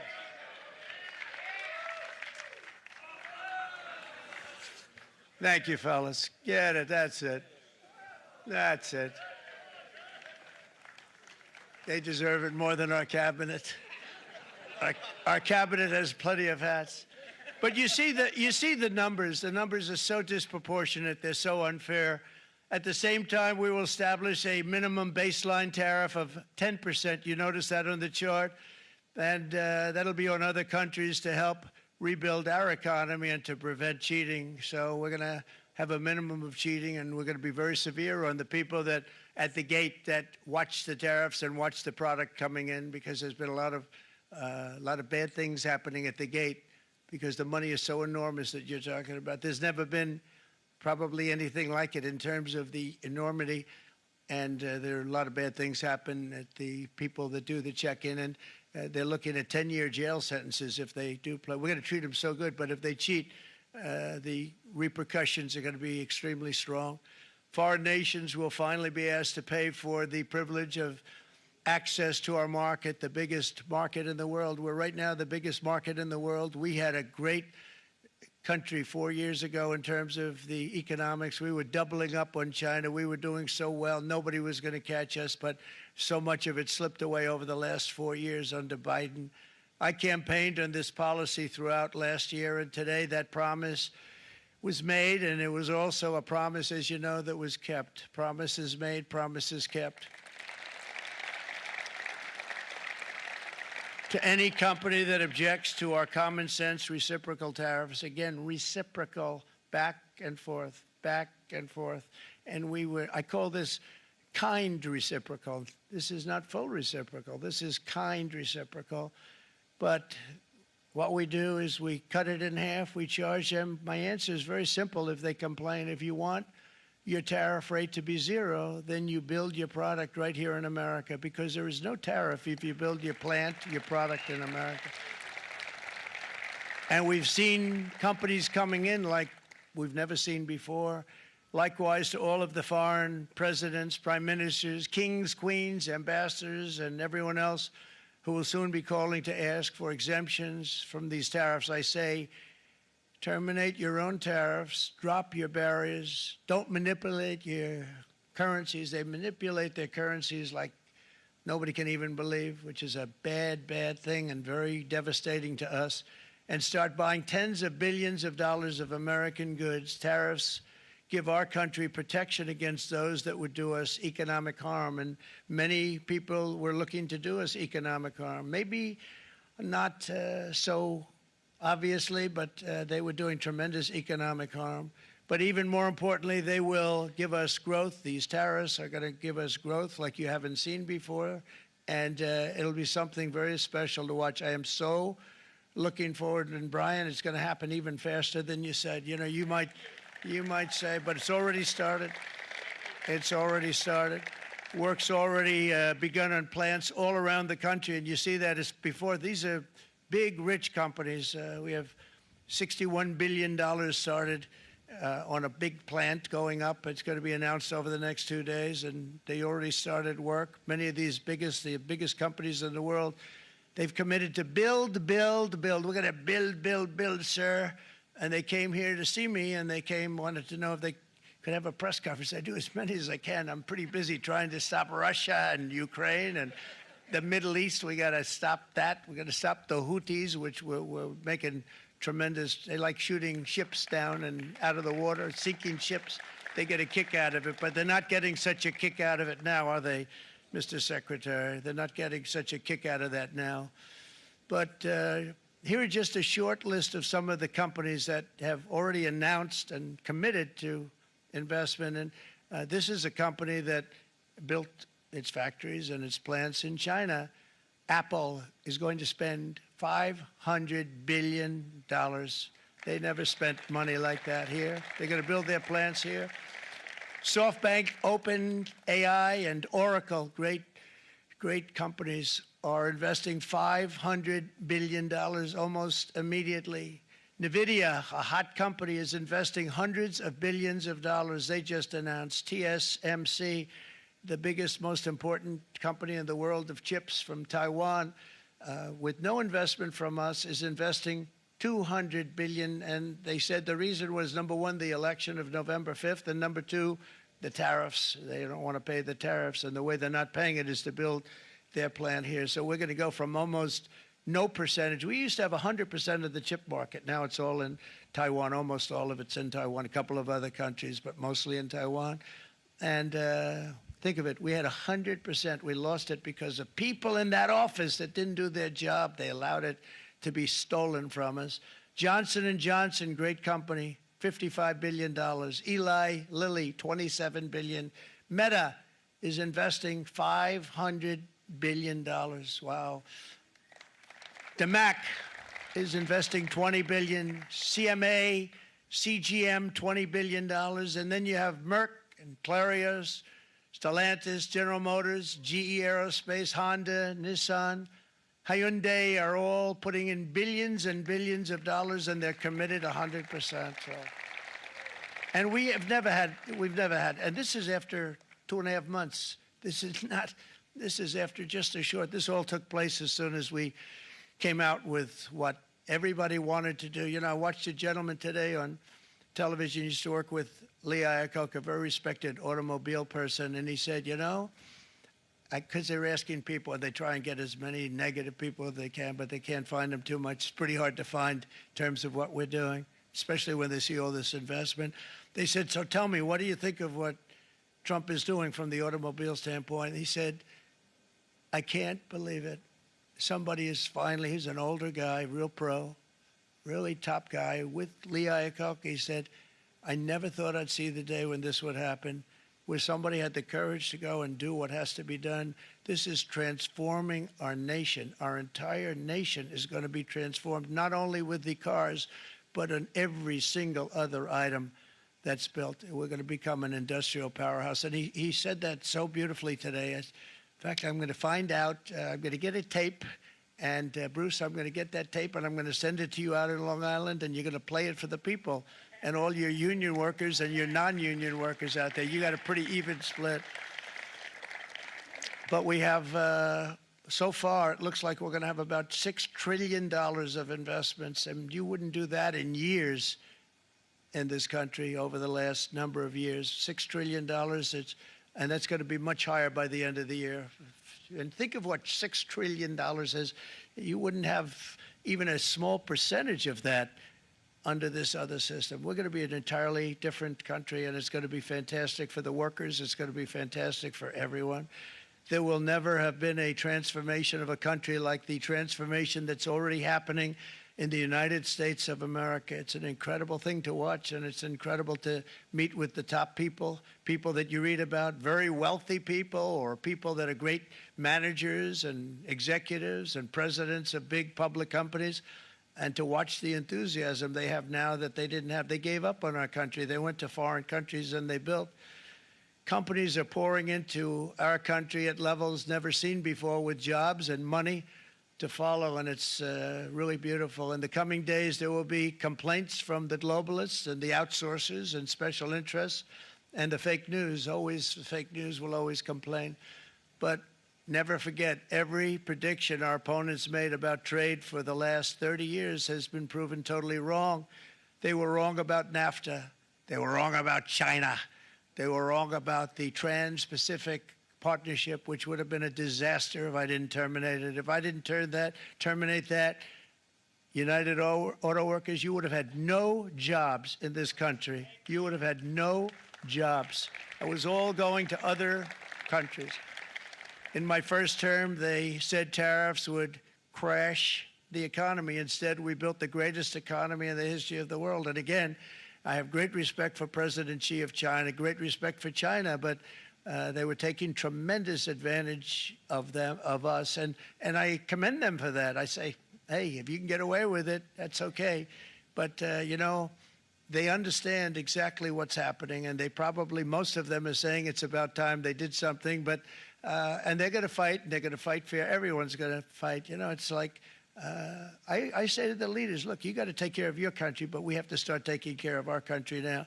We can't do what we've been doing for the last 50 years. From the day of my election, the stock market went up in my first term 88%, with NASDAQ going up 155%, more than any president has ever had in any term in office, by far. And I think we're going to blow that away. And maybe the numbers won't show, but I think they're going to show much better than even those numbers. But what you're going to see is you're going to see activity, that empty, dead sites, factories that are falling down. Those factories will be knocked down, and they're going to have brand new factories built in their place. They're not only talking about renovating, they're talking about brand new, the best anywhere in the world, the biggest anywhere in the world. I have a friend who builds car plants, and I said, I want to see the biggest and the best. He said, well, we have to go to Mexico. I said, no, I want to see it in the United States. He said, we're not building them in there. This is a year and a half ago during the campaign. He said, we're not building it. You'd have to go to Mexico. When I was starting to decide to run, and I went to #1 in the polls very rapidly, I want to say, like, let's say in the first hour. And then shortly thereafter, it looked like I was going to win, and the fake news was saying, oh, no, don't do this. What they don't know is if I didn't win, they would have really been in trouble. because nobody wants to read them anyway. But I tell you what, when it looked like I was going to win, I announced that I was going to be doing exactly what we're talking about today. Great consistency, actually, because I've been talking about it for 40 years. But because I saw what was happening 40 years ago. If you look at my old speeches when I was young, very handsome, my old speeches, and that people would say I'd be on a television show, I'd be talking about how we were being ripped off by these countries. I mean, nothing changes very much. The only thing that changed were the countries, but nothing really changes. But it's why it's such an honor. It's such an honor to be finally able to do this. If you look at China, I took in hundreds of billions of dollars in my term, hundreds of billions. They never paid 10 cents to any other president, and yet they paid hundreds of billions, so much so that Biden couldn't do anything. They wanted to try and terminate it because he had a very special relationship with China. You know what the relationship was? He had a special relationship. But the numbers were so big, that they couldn't do it. So they did ease it up. They did things that they shouldn't have done. They made it a lot more comfortable for them, but they couldn't do it because the numbers were hundreds of billions of dollars, and I did that. And we were on our way to doing something like incredible. And then we had a very bad election happen, a very bad election. A lot of bad things happened. So when I said we got to do it again, I said we have to make it too big to rig. And we made it too big to rig, and we won in records, and it was a monumental win. And it was such an honor to see so many of you, like Brian and your friends, here with us to celebrate, and to more importantly celebrate what we're doing, because that wouldn't be a full celebration if we didn't do this, because this will be an entirely different country in a short period of time. It'll be something the whole world will be talking about it. The critics made the very tired predictions earlier this year, but in February, core inflation dropped to the lowest rate in 4 years. And the price of eggs, as you know, just in a month and a half, we were there for 4 weeks. And the first week, I got blamed for eggs. I said, I just got here. They said eggs have gone up at like 250%, and you can't get eggs. And they were going crazy. And I said, I just got here. And then we got to work on eggs, and we got to work on everything. And our great Secretary of Agriculture, you did a fantastic job. Brooke Rollins, she did a fantastic job. And as I said before, the price of eggs dropped now 59%, and they're going down more, and the availability is fantastic. They were saying that for Easter, please don't use eggs. Could you use plastic eggs? I said, we don't want to do that. We want to, and you really came through. It's an amazing job. Thank you very much, Brooke. You did great. But likewise, an old-fashioned term that we use, groceries. I used it in the campaign. It's such an old-fashioned term, but a beautiful term, groceries. It sort of says a bag with different things in it. Groceries went through the roof, and I campaigned on that. I talked about the word groceries for a lot, and energy costs now are down. Groceries are down. Gasoline is way under $3, and people are beginning to be able to buy things and live again. We brought prices way down. We created 10,000 already in a few weeks, new manufacturing jobs. And it was that took place in 1 month, numbers that they haven't seen in a long time. We had virtually no inflation under my term. We had virtually no inflation for 4 years. But after transitioning over to Sleepy Joe, it went from almost non-existent to the highest in the history of our country. They had the highest inflation in the history of our country, brought up by energy and bad spending and bad policy, and a lot of bad things happened. How about allowing millions and millions and millions of people to pour into our country with open borders, where it's so sad to see even now.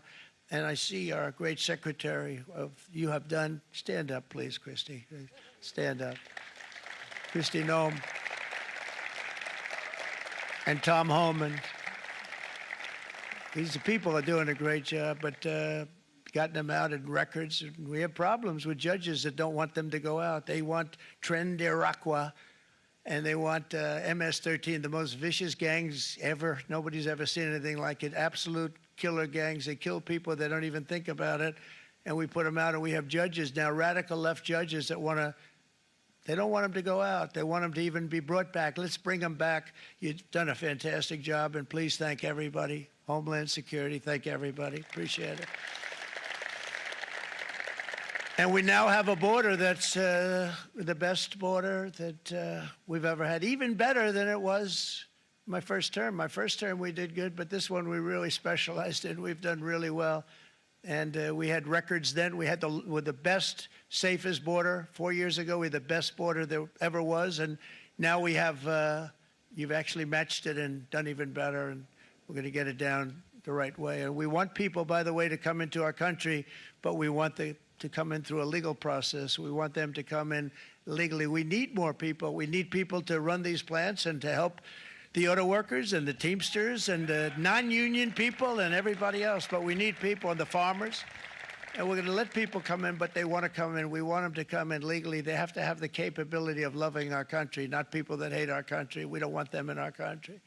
And now we're going to pass the largest tax cuts in American history, and that's where we're relying on Mike and John Thune.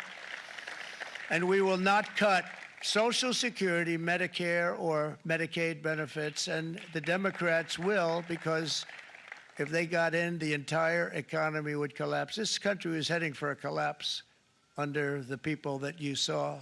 They were horrible.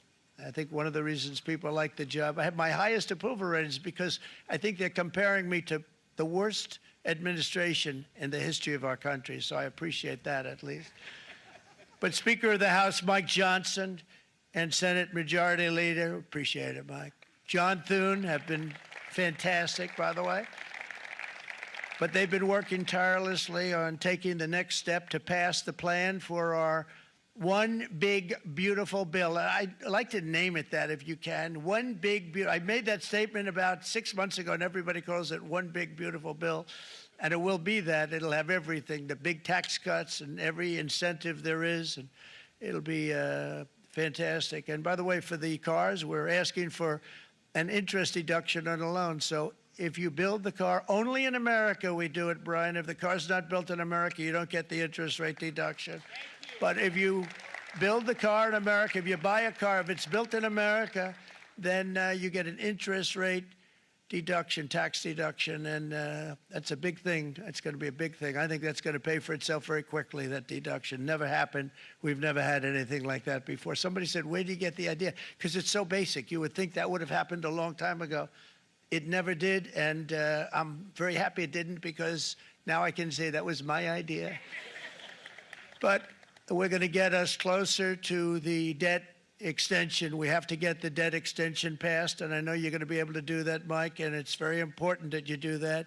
And all of the other things that the Senate budget plan gives us, along with working, because I know they're working together, John and Mike, and the two bills are going very well together. We need to get our shared priorities done, including certain permanent tax cuts. We want the tax cuts to be permanent, spending cuts, energy and historic investments in defense, border, and so much more. We're covering everything. These will be phenomenal. There'll be no bill like this going to straighten. One bill is going to straighten out our country for many, many years to come. And we said, let's just do it and let's get it done. And some guys will love it and some guys will like it a little bit less because they're not getting what they were exactly looking for, but they're getting a lot. They'll never, if we get this done, it'll be the most incredible bill ever passed in the history of our Congress and Senate and congressmen, the senators and the congressmen, many of whom are here today, will be very proud of themselves. I really believe that it's going to set us on a whole new prosperous path. We're going to cut spending and right-size the budget back to where it should be. We're going to do that very strongly. Thank you, Rick. Thank you. John, thank you. Oh, look at all of our senators over there. Oh, boy, that's a nice group of people. But I won't like them so much if they don't get this bill done. That's a great group. And Congressman, thank you very much. I appreciate it. Tremendous people. The Senate plan is my complete and total support, and the House plan likewise is very similar. They're moving along pretty much at the same clip, and as soon as you're ready, you'll show it to me, and I'm sure it'll have my support, Mike. Every Republican congressman and senator must unify. We have to unify. We can't be separated. We have to get it done. We have to get absolutely everything we can, and we have to take care of the American people. That's the only thing that matters. We have to take care of the American people first. We need to pass this bill immediately, get it done, including debt extension. From this day on, we're not going to let anyone tell us that American workers and families cannot have the future that they deserve. We're going to produce the cars and ships, chips, airplanes, minerals, and medicines that we need right here in America. The pharmaceutical companies are going to become roaring back. They're coming roaring back. They're all coming back to our country, because if they don't, they got a big tax to pay. And if they do, I'll be very happy, and you're going to be very happy, and you're going to be very safe. We're going to build our future with American hands, with American heart, American steel, and we're going to build it with American pride like we used to. We're approaching our 100th day as president and have been given credit by a lot of people, actually, even some of the fake news. Can you believe it? Which in this case hopefully isn't fake, for having done more in that time than any other administration in the history of our country in the first 100 days. I think we've had an amazing, in terms of what we've done, what we've gotten accomplished. I'd like to see if we can get that war ended and another war from not starting in the Middle East. We have to get Russia. They're losing 2,000 on average, 2,500 people a day, young people, soldiers, Russian. Think of that. 2,500 through some days, but on average, probably over about a 1 week period, it's 2,712, they say. They're losing those soldiers. They're dying. They're being decimated. And they're not from our country, but they're from other countries. But they're human beings. They're from Russia. They're from Ukraine in this period, most of them. And we're going to get it stopped. It's a senseless war that would have never happened if I was president, and it shouldn't be allowed to go on. And I think we're being given good cooperation by Russia and by Ukraine, but we have to get it stopped. It's humanity. It's humanity. It's a terrible thing. This will be a very big moment. I think you're going to remember today. It's going to be a free nation that we're dealing with. We're going to have a very free and beautiful nation. It's going to be Liberation Day in America, and it's going to be a day that hopefully you're going to look back in years to come and you're going to say, you know, he was right. This has turned out to be one of the most important days in the history of our country. God bless you, and God bless America. Thank you, everybody. Thank you very much. So there you have it, President Trump in the Rose Garden at the White House on what he has dubbed Liberation Day. When it comes to the economy, he has announced reciprocal tariffs against countries all over the world. He has said basically what we are going to do is reciprocal tariffs charge countries what they charge us to sell our products in their countries. And instead of charging them exactly what they charge us, in his words, and we have to take his numbers for what they are at this moment, that the U.S. will charge half as much as what other countries are doing for us. And he gave a litany of examples. He said China, and this is the number calculated by the White House, they charge 67% in tariffs on American goods and other charges. So the U.S. will now charge 34%. The EU, our allies, he says they rip us off. He says they charge about 39% in tariffs and other charges. We will charge them now about half that, 20%. They went down the list of a number of countries. He said Vietnam, our allies, he said, I like them, but they charge us 90%. We'll charge them about half that at about 40% for items coming here. He said for the rest of the countries that he did not list actual numbers for, there'll be a broad baseline of a 10% reciprocal tariff on any products that they're trying to send to the U.S. to sell here. And of course, we know U.S. businesses then pick up those costs here. And then many economists, of course, have said over a period of many weeks here that then those costs are passed on to the consumer. As he signs this into law, I want to bring in our chief business correspondent, Rebecca Jarvis, tracking this with me right here at the desk in New York. And Rebecca, again, bottom line of 10% reciprocal tariffs on all countries, and he listed specific numbers for China, the EU, Vietnam, Taiwan, Japan, India, and went down a number of other countries. It would seem, because these numbers are sort of differing from country to country, that there might be some wiggle room here moving forward. Well, the negotiation that could happen going forward is certainly on the table here, and he even sort of opened the door to that as he was talking to the audience there, saying we can have conversations with these foreign countries, but The big headline here is that this is based on the White House's math, but these are very high numbers. A 34% tariff on China, a 20% tariff on the EU, 26% on India, and that 10% minimum. That's not insignificant.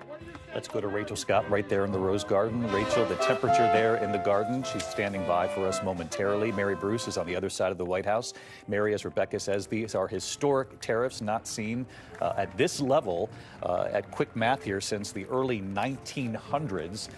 This would be an extraordinary shift, and we did not hear a lot from the president about any immediate impact on the American consumer, the customer who goes to the grocery store, the mall, the auto lot to buy a car. We didn't hear a lot of detail about what the initial impact could be here. No, we didn't. Look, the president is adamant that these tariffs are going to boost the U.S. economy, that it's going to spur a renaissance in American manufacturing. But economists have warned that that takes time, that it could be months or even years to boost production on American soil. And in the meantime, they say American consumers are going to bear the brunt of this, that costs are going to skyrocket. The president didn't touch on that in these lengthy remarks. Now, in the past, he has said that Americans should be braced for some short-term pain. The question is, how long is that pain going to last? And when pressed on that, in recent days, the White House has said simply that Americans need to trust the president and have faith. David. Mary Bruce, right there at the White House, at the Rose Garden. Rachel Scott also standing by. Rachel, I understand you can hear me now. There you are, with the crowd there behind you. They liked what they were hearing. And, of course, the question is how our allies will respond to this around the world, our friends around the world, with these extraordinarily high tariffs that the president says are long overdue. And again, what the initial impact, and when I say initial, this could be in many weeks, several months, if you will, because also economists say if you want to bring products back to America, it's going to take quite some time before that can get up and running. Exactly, David. And even those who are here, steel workers, auto workers, they acknowledge that while they are supportive of the president's plan, that this is not going to be like a light switch on and off, that this could take time, months and years for manufacturing ultimately to get up to speed. But you heard here from the president today, he is betting that this plan will work. Of course, across the country, of course, businesses are also preparing to increase their prices for customers, David. Rachel Scott, our thanks to you. Very quickly, back to Rebecca Jarvis. The Dow did close up 235 today, but you're looking at the futures already, and they're reacting to the news futures, here. Which point to what will happen tomorrow morning, and they reverse course. They are pointing much lower for tomorrow morning's open. As the first reaction comes in on the markets. The futures, as Rebecca says, down for tomorrow based on the news here today. We're going to have our coverage continue at ABC News Live, abcnews.com. For many of you, your local news is standing by right here in the East. And, of course, I'll be back here with the entire team for World News Tonight. I'm David Muir in New York. Good day. This has been a special report from ABC News. And I'm Kate Whitworth here in Los Angeles, and we continue our breaking news coverage here on ABC News Live. Of course, President Trump just announcing these sweeping new tariffs. The president outlining these new policies from the White House. He did it in the Rose Garden, and that, of course, included, as you heard there, the 10% baseline tariffs on all countries. But Trump also announcing these reciprocal tariffs, which he deemed kind reciprocal tariffs. And these are on the countries that he considers to be the worst offenders, which the White House says includes roughly 60 countries. In fact, he took the time to hold up a chart to really explain their calculation here. So for more, I want to bring in Selena Wang, who's in our D.C. bureau. And Selena, if I can, let's start with these kind reciprocal tariffs, if you will. And look, there's the chart right there, Selena. And China, of course, is at the top of it. So he said they're going to use these reciprocal tariffs at about 50%. This isn't what we anticipated, but this is what his plan is, and he's showing you their math here. So he's saying they tax the United States 67%, so they are going to have a discounted reciprocal tariff there at 34%. Again, reiterating, Selena, that certainly China at the very top of that list. But, Kana, also important to point out here that we don't know exactly how the White House is calculating those numbers. Those tariff rates, they are very high. It is higher than what a lot of economists and policymakers were expecting when it comes to China. We're talking about a 34% tariff rate, 26% on India, and 24% for Japan. So we're talking about not only our adversaries, but also our allies getting hit with these very steep tariffs. And in addition to that, the president also saying that he'll be imposing universal tariffs, a baseline tariff of 10% on all imports from all countries. So this is certain to upend the global trading system. It could have a serious impact on the global economy, Kana.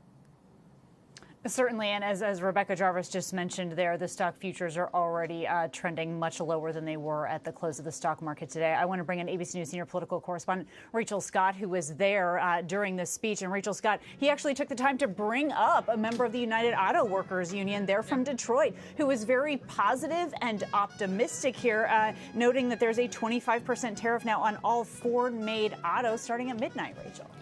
Yes, Kana, and this is the split screen that we are seeing play out here in this country right now, because you do have auto workers, steel workers who are present here in the Rose Garden who say that this is a good thing, that they are excited, they are eager to see manufacturing start to get back up to speed here in the United States. But even they acknowledge that this is not going to be a on and off switch, right? This could take months, this could take years, this could take a while for this actually to get up and running. Now, the White House says trust the president on this, that it will actually happen. But Kana, look, I just got back from Wisconsin on our road trip there. We also stopped and we also spoke to business owners. I talked to an owner of an auto repair shop.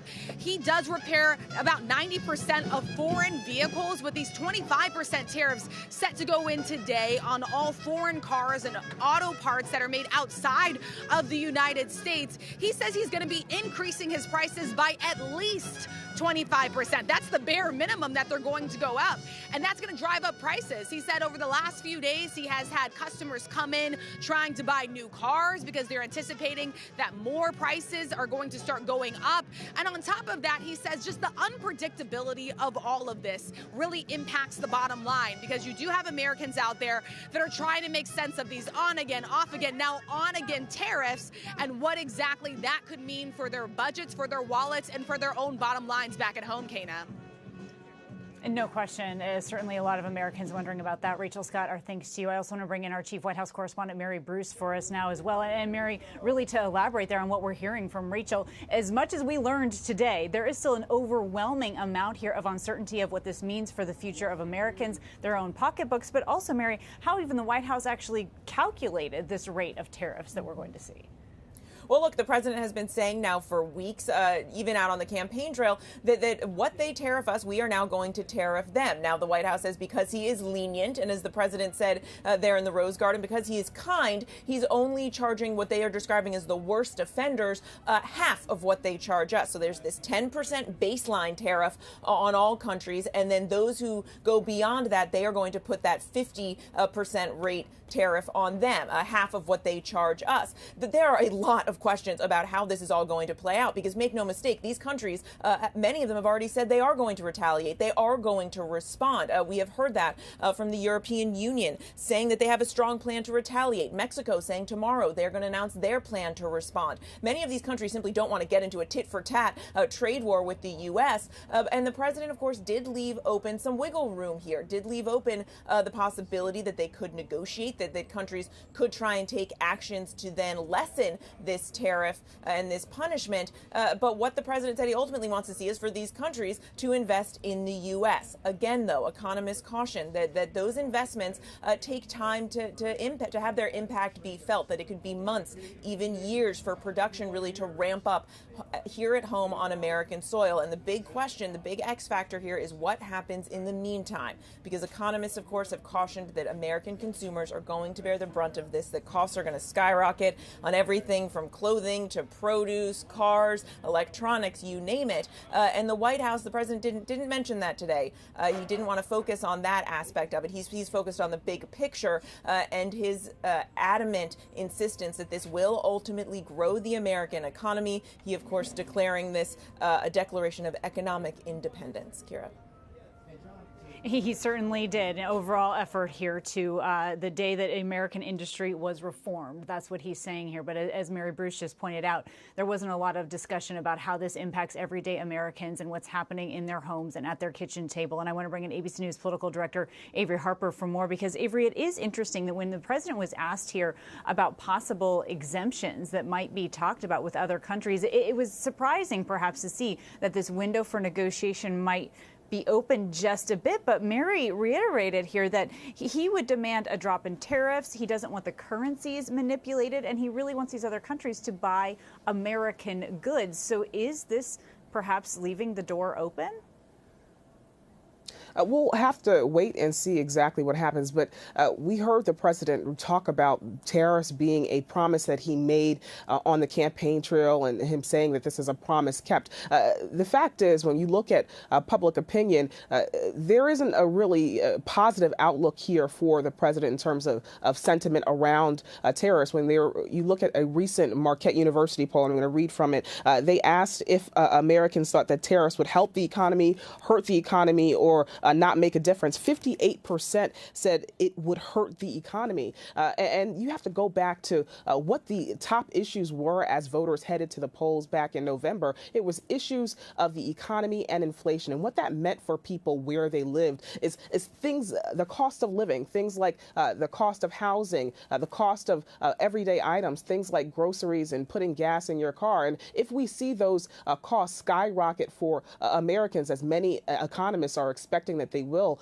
after these tariffs are put in place, that is potentially a political liability for the president as Republicans head into a midterm election year and are hoping to retain their power in both the Senate and the House in order to push for Trump's agenda.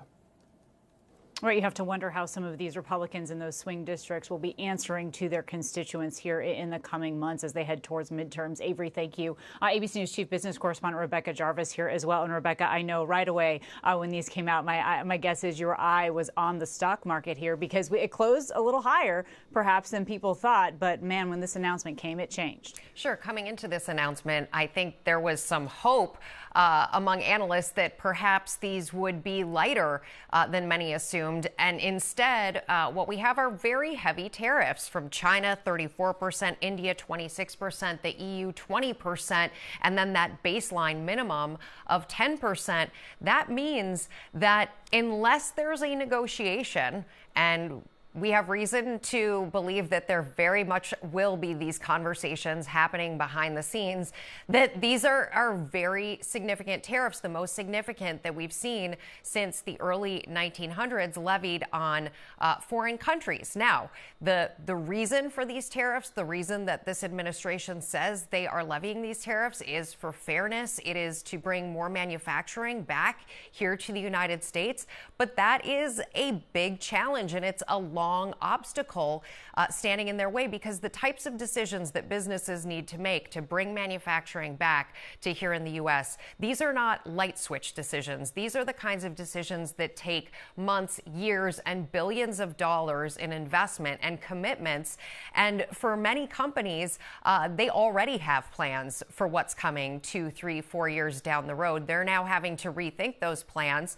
I would also just point out that there are just certain realities of the marketplace that make this incredibly complicated to solve. For example, if you are a steel worker here in the United States, your average salary may be between $35 and $50. If you're that same steel worker in China or Mexico or India, you're making about $5 an hour. There's just these gigantic differentials, not only between what tariffs countries are imposing on us when they export their products here, but there's also giant differentials in terms of our quality of life here, how much we get paid, unions. All of these factors play in to the price of things that are created here in the United States, and therefore using something like tariffs to solve them is a tricky road ahead. It certainly is, and you're right to point all of that out and spell it out so clearly for us. I'm sure you're going to have a busy day ahead as well tomorrow. Rebecca, thank you for being here with us. I also want to bring in Diane Swank. She's a KPMG chief economist. Diane, thank you for being here with us. I actually have quite a specific question for you, so forgive me, but I'm just really curious about the president specifically with the auto industry here. He's saying there's going to be a 25% tariff on all foreign-made auto. He brought up a member of the UAW who was saying in 6 months, he might see some benefits. In a year, he feels like he's going to see some benefits, and that he's excited about 3 years to come. Is that an overly optimistic timeline in your view? It is, because auto plants take 3 to 5 years just to build, let alone get them staffed. And the other issue is that executive order tariffs, as we've been talking about the uncertainty out there, and the markets are down right now because of uncertainty. We don't know what's going to be negotiated away, but executive order tariffs are done via stroke of the pen, that they could easily be taken away that quickly, and people wouldn't want to locate here knowing that. We also know that historically, always the amount of the tariffs in terms of the welfare blow to the economy or the burden that they place on consumers is never made up for the industries that they protect. And that is interesting. He's talking about perhaps revitalizing some dwindling, auto industries, but also building entirely new plants as well. Thank you so much for being here with us today. I also want to bring in our ABC News business reporter, Alexis Christoforous, as well. And Alexis, if I can, I also have another follow-up on the auto industry, because we've heard the president talk about a tax deduction if you were to purchase an American-made car. And he went on to say that essentially that would pay for itself. Again, a bit optimistic to talk about something like that happening so early on. Yeah, Kana, and there is no such thing as an all-American-made car anymore. I mean, even GM and Ford, U.S. car makers, they make a lot of their auto parts come from Canada and Mexico. Some of the cars are actually assembled in plants that they have built over the border and then come back to the U.S. When a car is being built, it can go back and forth over the border several times. So what happens to those parts? What happens to those cars? Will they be exempt from the tariffs that the president is talking about? You're going to be hard pressed to be able to buy a car that's not touched in some way by these tariffs. And depending on the analyst you talk to, I actually spoke to an analyst, Dan Ives, over at Wedbush, whose area is autos. He says that a new car could now cost another $5,000 to $15,000 more because of these tariffs. I want to step away from the auto industry for a minute, because we got some news from the National Retail Federation just moments ago, and they are coming out now against these tariffs. The president of the NRF now saying that this is going to impact families, especially low-income families, and saying specifically these tariffs will have a disproportionate impact on local communities and will be particularly harmful to small retailers. Remember, the other foot hasn't dropped here, Kana, and that is the reciprocal tariffs. How will these countries respond? They, will look to negotiate with President Trump, we're assuming, but in the meantime, they may slap tariffs on many of our goods, which again puts pressure on many industries here in the U.S. What are those companies going to do? Probably have to raise prices on us, on U.S. consumers as well. Right. We've heard from so many small businesses here at ABC News Live that have said it's really, really challenging, especially because many of them buy their goods from China. And so that is certainly, we're seeing that impact almost already as they try to prepare. I want to bring in ABC News senior White House correspondent Selena Wang for more on that, because we're starting to talk a little bit here about the ripple effect here, Selena. And certainly all eyes are on American families and small businesses, as Alexis just pointed out. But also, we don't really know how these other countries are going to react. We know that the president of Mexico said she doesn't want to do a tit for tat, but also there's some reporting here, Selena, about China trying to potentially coordinate its response to these tariffs with Japan and South Korea. And Kana, that's such an important point, because so many businesses I've been talking to were hoping that they were going to get more clarity today, but we don't have that clarity. There's still so many questions, to your point about whether or not these tariffs are negotiable and how other countries are going to respond. To your point, Mexico says they're not going to turn this into a tit-for-tat trade war, but other countries may want to do so. And we're hearing now the reaction from analysts and experts as well, who say that this is really the end of an era, an end of this U.S. underpinned global trading system. And now with today's announcement, U.S. tariffs are now approaching levels not seen since the Smoot-Hawley Tariff Act of 1930, which incited a global trade war and deepened the Great Depression. So a lot of anxiety and nerves. I've been speaking to small businesses today, Kana, who tell me that they're on pins and needles. They feel like that over the last few weeks, they've been making decisions in the dark. It's been hard for them to figure out how to price their products, how to adjust their supply chains if they don't know what the cost of their inputs are going to be tomorrow, next next week or the next month, not to mention the impact of those reciprocal tariffs. I spoke to one business owner today who runs a steel can company. He says he's already had to raise prices because of those 25% tariffs on steel and aluminum that already went into effect. He says some of his customers have already frozen their purchases. So President Trump here, Kana, really making a big political gamble here. He had campaigned, of course, on lowering inflation, on lowering costs for everyday Americans, but instead, this is most certainly going to raise prices for Americans at home. All right, Selena Wang, our thanks to you. And coming up next here on ABC News Live, the once-in-a-generation weather event. It is triggering a tornado outbreak and putting millions of Americans at risk right now for historic flooding as well. Our chief meteorologist, Ginger Z, has the latest from the storm zone.